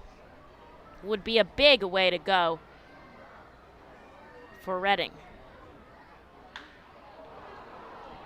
A deep fly ball out to left, and it sails into the seats. Zabala gives up a solo shot to Pedro Castellanos. And that'll make it 15-3.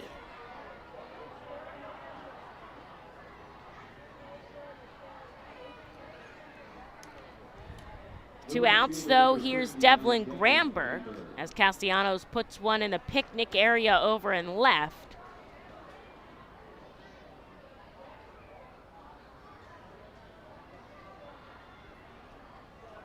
And he's still looking for the final out of this half inning.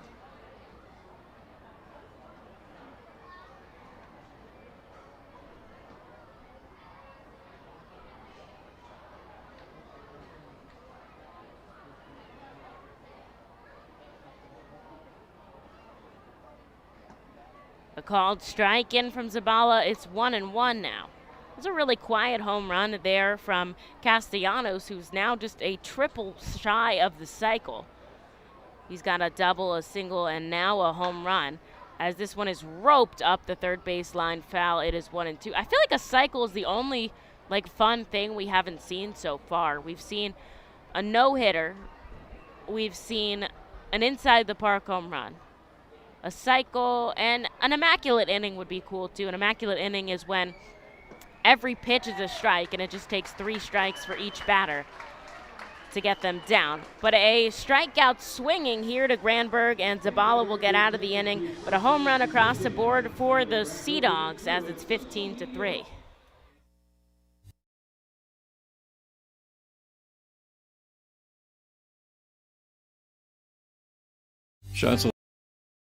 Shots Electric has been in business 45 years. Tompkins Vist Bank does everything for us, from our banking to our insurance. They provided us new ideas and solutions. For example, remote deposit. It's very convenient because it's 24/7. I'm confident Tompkins Vist will be with us in the future.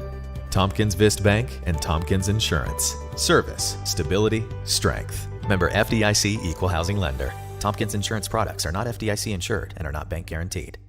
The Fightins feature special pregame happy hours every Monday through Thursday at the Yingling Hometown Tap Room. Tompkins Vist Bank Plaza opens at least 2 hours before game time for all happy hours. In addition to $1 off Rusty Rail Brewing thanks to Windsor Distributing, all happy hours feature live music on the T-Mobile stage. That's happy hour every Monday through Thursday home games thanks to Rusty Rail Brewing and Windsor Distributing. The Reading Fightin' Phil's birthday party package is the best way to celebrate a birthday. Whether you are a youngster or an adult, there is no better birthday than a Fightin's birthday. The Fightin's Fan Birthday Package is customizable for fans of any age and starts at just $120. Base packages include 10 general admission tickets to a Fightin's home game, an autographed baseball, and a VIP reserved parking spot. Fans can also add a wide variety of experiences and options to make sure your favorite Fightin's fan's birthday is a grand slam.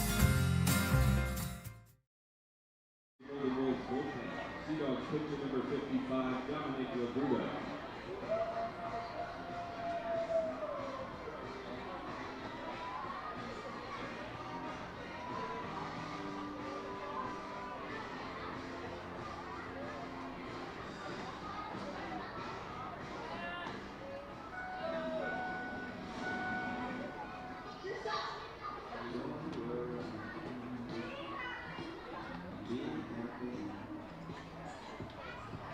Now batting for the Hot Dogs, the left fielder number 10, Josh Peavy.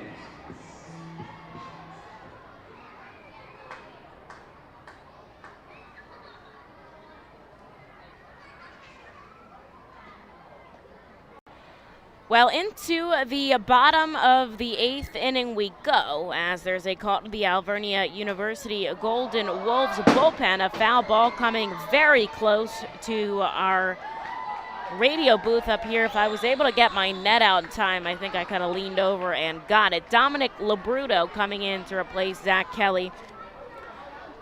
2/3 of an inning of work, just 1 strikeout on 9 pitches. And Labruto here is going to face off against Josh Stephen, who fouls one back, obviously. And he'll take a second pitch strike, so he's down 0-2.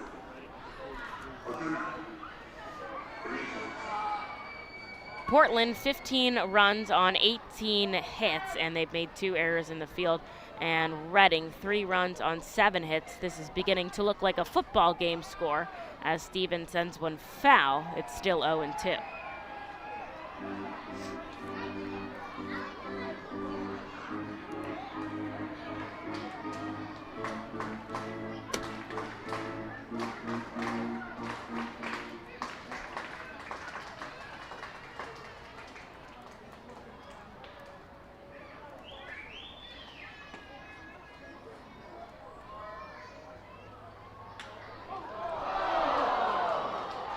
Right into the glove of the pitcher, Labruto. 2 great catches by pitchers today. And wow, they've got some athletic pitchers over there. As a liner right back to Labruto will sit down Josh Stephen, and with 1 away, here's Grenny Kumana.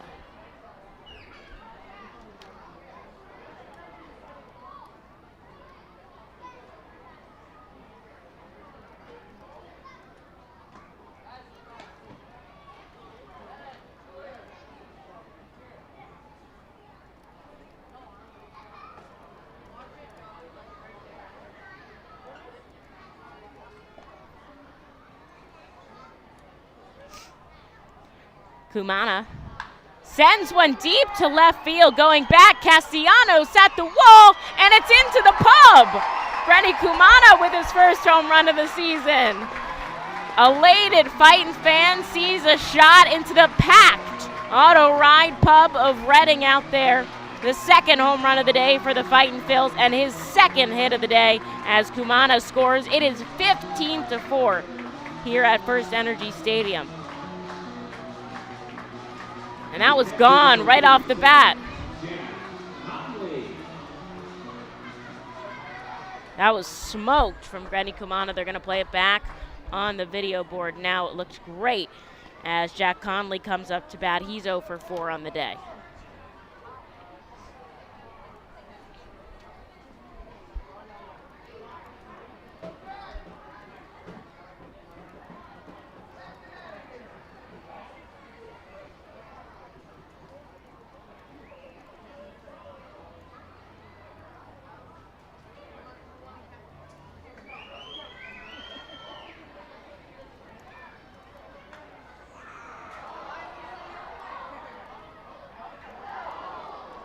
This one fouled back behind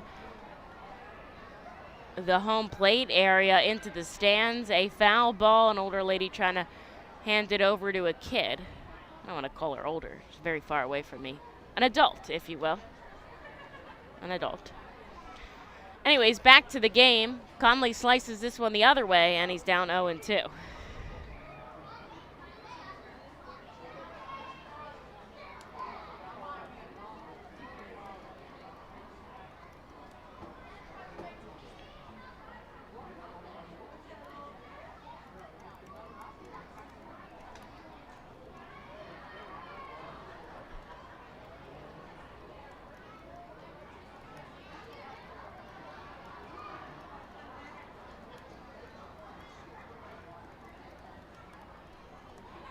Conley fouls off another one. He's staying alive, working Labruto, who we have seen the other day as well.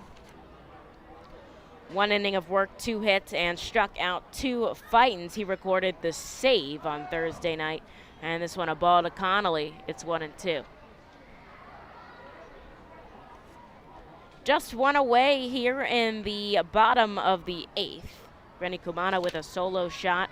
Tacks one on for the Fightins.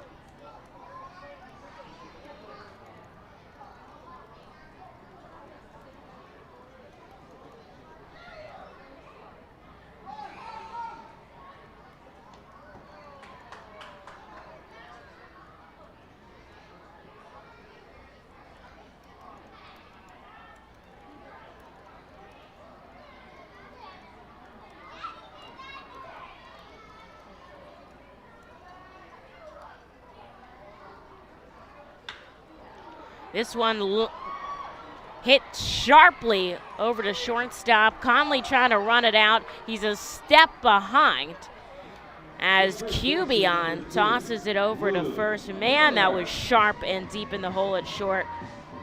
But the catcher just couldn't run it out. So that's out number 2 here for Luke Miller.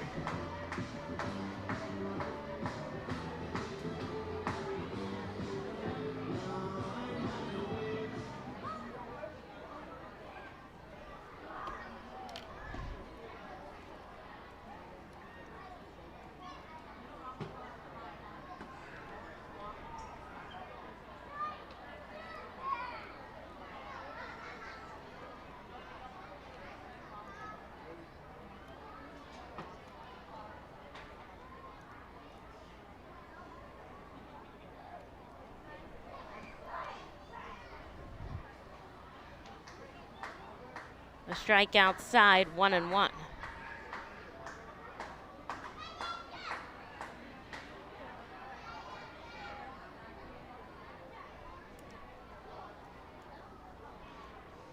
Luke Miller with a 2-run home run earlier in this contest. He also walked and scored a run for Reading.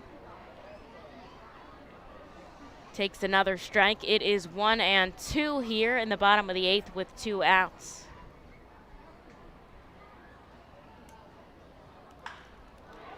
This one's going to drop to the right of the right fielder, Granberg. Coming around second is Miller. A stand-up double for the first baseman on a 2-hit day. And he continues on the inning. It's Logan Landon now with a runner in scoring position and 2 outs.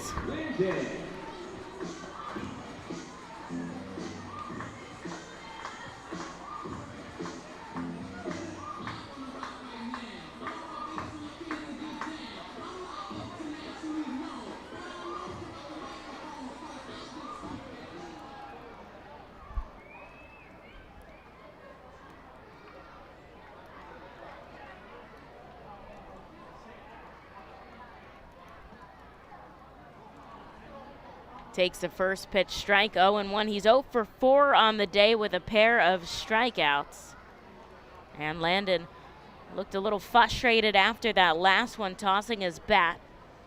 We'll see if he can put some runs on the board for Reading now with someone in scoring position and 2 away. Here's the offering outside, and he'll hold off.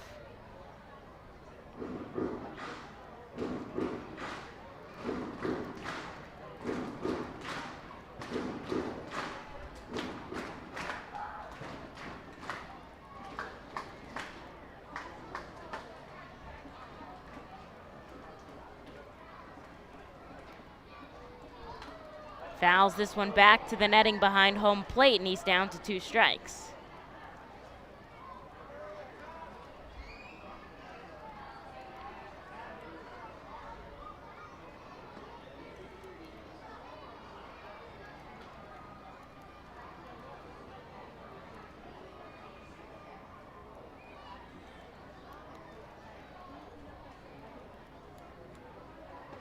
Way inside, Landon not moving out of the batter's box. That came pretty close to hitting him in the shin. And he stays alive here, 2-2. With Luke Miller out on second and 2 outs here. The Fightins trailing by 11. Kyle Dowie warming in the pen. Miller chases a pitch outside and slams his bat into the ground. That's out number 3 here for Reading as they strand a runner on. But Brendan Kumana's solo shot to left makes it 15-4 as we go into the 9th. At Savage 61, our goal is to assist you in making a confident decision.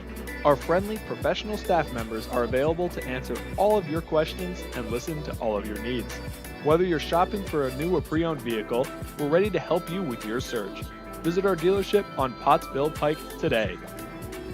The R-Phils and Savage 61 are excited to bring you Fightin's Baseball live from the comfort of your own home. If you are listening to this now, you're probably watching on YouTube, Facebook, or Twitch. Thanks for tuning in, and feel free to check us out on rphils.com/pressbox for all the elite baseball information on the Fightin' Phils. The world-famous Fightin' Phils mascot band celebrates its 21st season in 2021, with pregame concerts starting Saturdays in May thanks to Truist. You heard right, actual mascots playing in a rock and roll band. See Quack the Rubber Duck on lead vocals and guitar, Screwball on drums, Bucky on bass, Change Up on bongos, and Blooper on lead guitar. A real band jamming on the T-Mobile stage before Saturday games this season. Don't miss the one-of-a-kind Fightin' Phils mascot band. Pre-game on Saturdays thanks to Truist.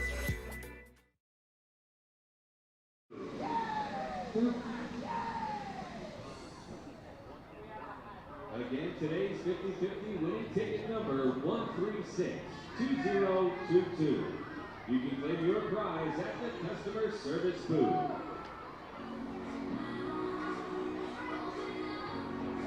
Now pitching out of the Alberta University Golden Wolves bullpen, Hot Dogs pitcher number 43, Kyle Dowie.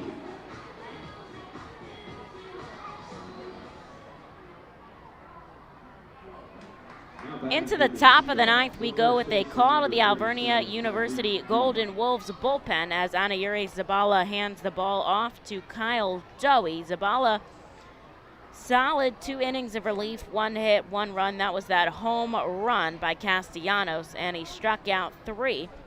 He did so on a total of 30 pitches. And now the Fightin' Phils will turn to Kyle Dowie for the top of the ninth. Dowie has been very successful, holding one of the lower ERAs for the Fightins, 2.59.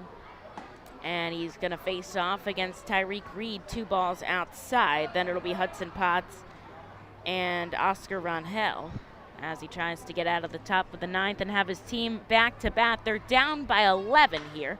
Right up the middle, it smashes into Dowie and into the outfield, and that's a base hit for Tyreek Reed as they have a runner on and nobody out for Potts.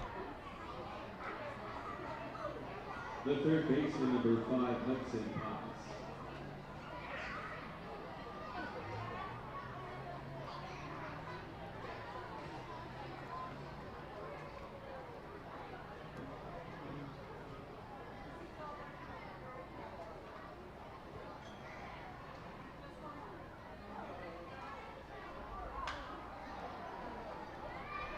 Sliced foul, 0-1 here from Kyle Dowie.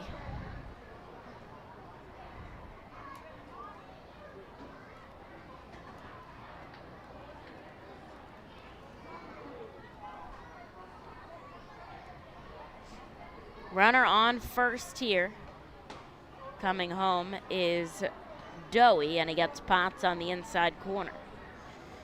Tyreek Reed, a 3-hit day now, all singles as Reed has come up 6 times today, which of course is very unusual, as has Castellanos and Rosario. A called strike number 2, and it's 1-2 to Hudson Potts. Check around the league real quick. The Phillies took game number 2 over the Marlins as well, 7-4. As Zach Wheeler coming away with his 7th win of the season. This one fouled back by Potts, just slightly behind the plate. Connor Brockton coming off the IL and pitched an inning and 2/3 of no-run ball. Bailey Falter as well. And then Neris getting his 12th save of the season. So an all-around good day for the Phillies as they took the first game in 10. And then the second game as down goes Potts. A swinging strike gets him out. 93 from Kyle Dowie, and there's one away. Buffalo leads Lehigh Valley. They're in the top of the 5th. down by 4. And the Jersey Shore Blue Claws lead by 3 there in the top of the 5th. And of course, Clearwater wrapping up earlier today. A called strike right down the middle to Rangel. He struck out to Zabala when he came in to pinch hit in the 8th.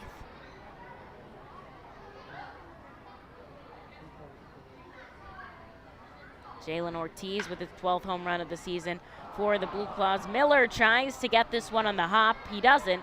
Goes over his head into right field. And that'll send Tyreek Reed to third and Rangel to first.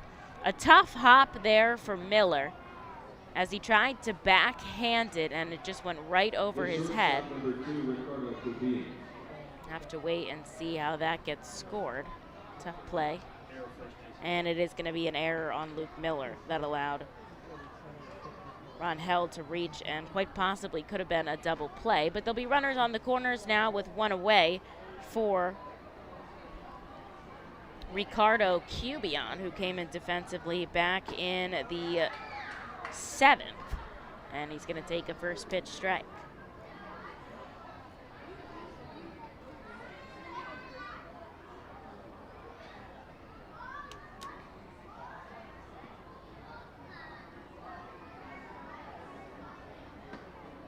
Inside, and it's 1-1.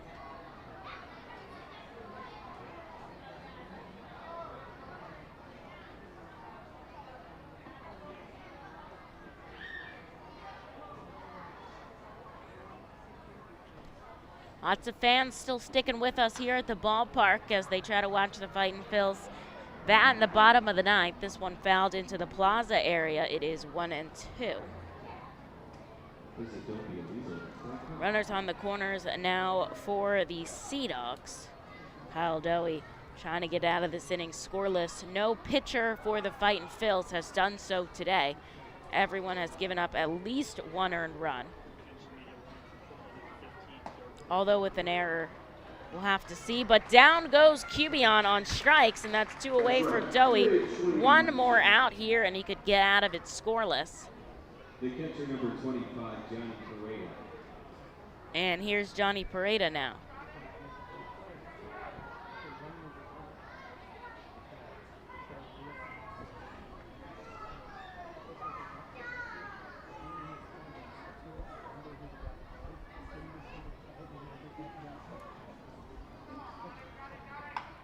A slow roller up to first. Miller is going to throw it over to Dowie, and he's did it. No runs across for Dowie in the top of the 9th. A 0 on the scoreboard. And he'll end hopefully here with no runs across. We'll go into the bottom of the 9th. The Fightin' Phils trail by 11. The Fightins feature special pregame happy hours every Monday through Thursday at the Yingling Hometown Tap Room. Tompkins Bank Plaza opens at least 2 hours before game time for all happy hours. In addition to $1 off Rusty Rail Brewing thanks to Windsor Distributing, all happy hours feature live music on the T-Mobile stage. That's happy hour every Monday through Thursday home games thanks to Rusty Rail Brewing and Windsor Distributing. Savage 61 is a proud sponsor of Fiesta Fridays. Enjoying our Phils game, great food, music, entertainment, and so much more here at the ballpark. The team will play as the Los Luchadores and will be wearing their Los Luchadores de Redding Latino tribute uniforms. Visit Timmy Profit and Savage 61 Pennsylvania's most awarded dealership for all your automotive deals. Feasers Incorporated, a family-owned full-line food service distributor located in central Pennsylvania. Services restaurants, sporting facilities, theme amusement parks, healthcare facilities, educational facilities, and other institutions throughout Pennsylvania and the Mid-Atlantic region. For over 100 years, Feasers and its employees have committed themselves to making customer service their highest priority. Feasers works hard to provide customers with the products they require, delivered by their helpful fleet drivers. Feasers is large enough to serve and small enough to care. For more information, call 800-326-2828 or Feasers.com.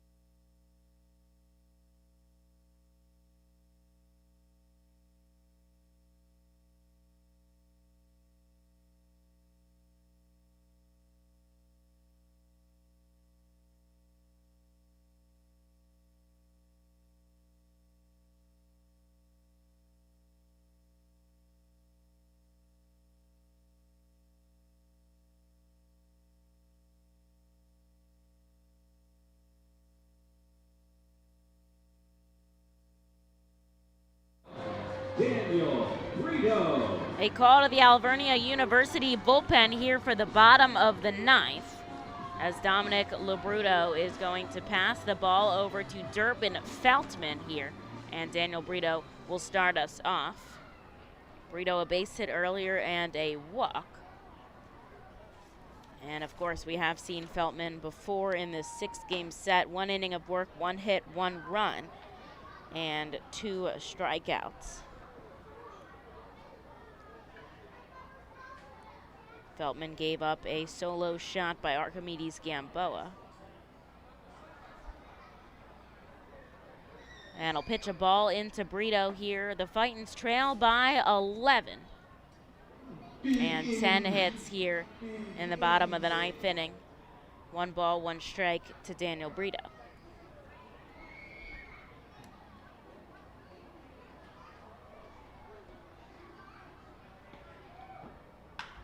This one is smashed to second base, but there is Williams, and he'll make an easy play over to first. That's 1 away. The third baseman, number 7, Archimedes Gamboa. Here's Archimedes Gamboa, one of 3 players to have a 2-hit day here for Reading.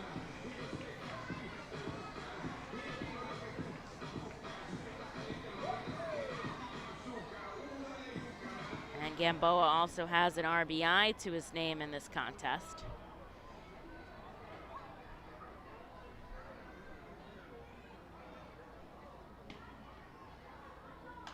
He'll send the first pitch he sees up into the stands for a foul ball.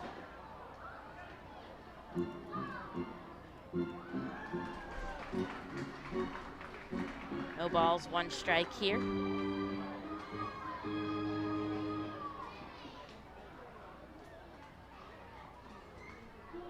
The righty Feltman steading up, glove at his head. He'll kick and fire home to Gamboa, and it's too far downstairs, a ball. The final line coming in on Labruto. 1 inning of work, 2 hits, 1 run. It was that solo shot to Kumana, and 1 strikeout. He does it on 22 pitches. A called strike into Gamboa, and it is 1-2.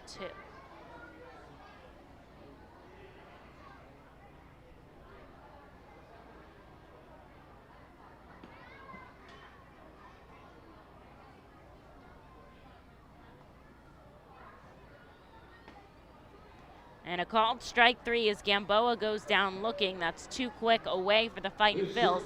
And they're down to their final out here against the Portland Sea Dogs in this contest, as Bryson Stott comes up and tries to make something out of it in his 5th at-bat today. He has 2 singles as well.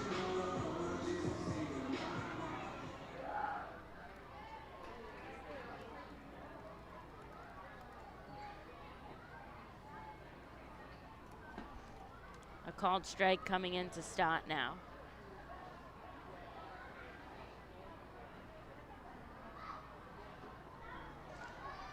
Infield back deep. He had a base hit in the 1st and the 5th. Bat way above his head. The lefty facing the righty now. 0-1 count, way inside. He has to hustle out of the way so it doesn't hit his hand.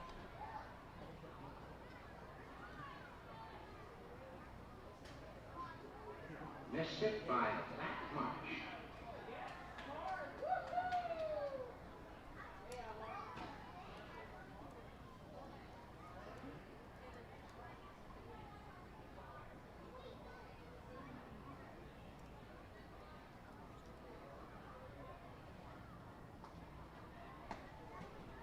Swinging strike, and he'll fall to 2 strikes with 2 outs here.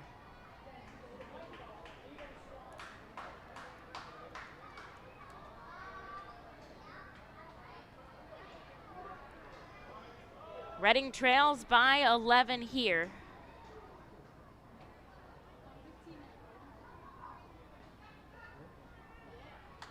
And Stott hangs on as he fouls one onto the roof.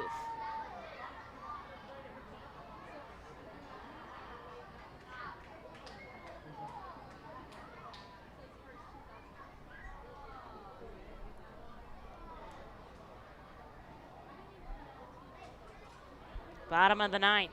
2 outs here on the board. Feltman leaning all the way down. He'll get the sign from the catcher, Pareda, standing up tall. And the pitch down low. We'll do it again.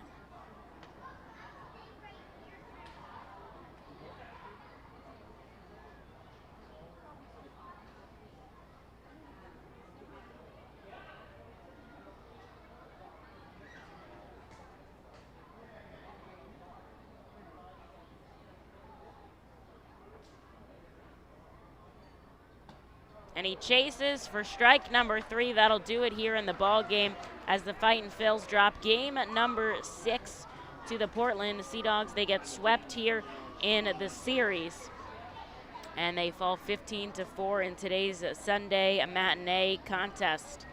But we'll be back at the ballpark June 27th as the Fightin' Phils take on the Somerset Patriots here at FirstEnergy Stadium. But before then, the team hits the road as they go travel to New Hampshire for a 6-game set against the Fisher Cats. Fans, thanks so much for joining me here at FirstEnergy Stadium. Emily Messina on the air with you guys. Appreciate your support.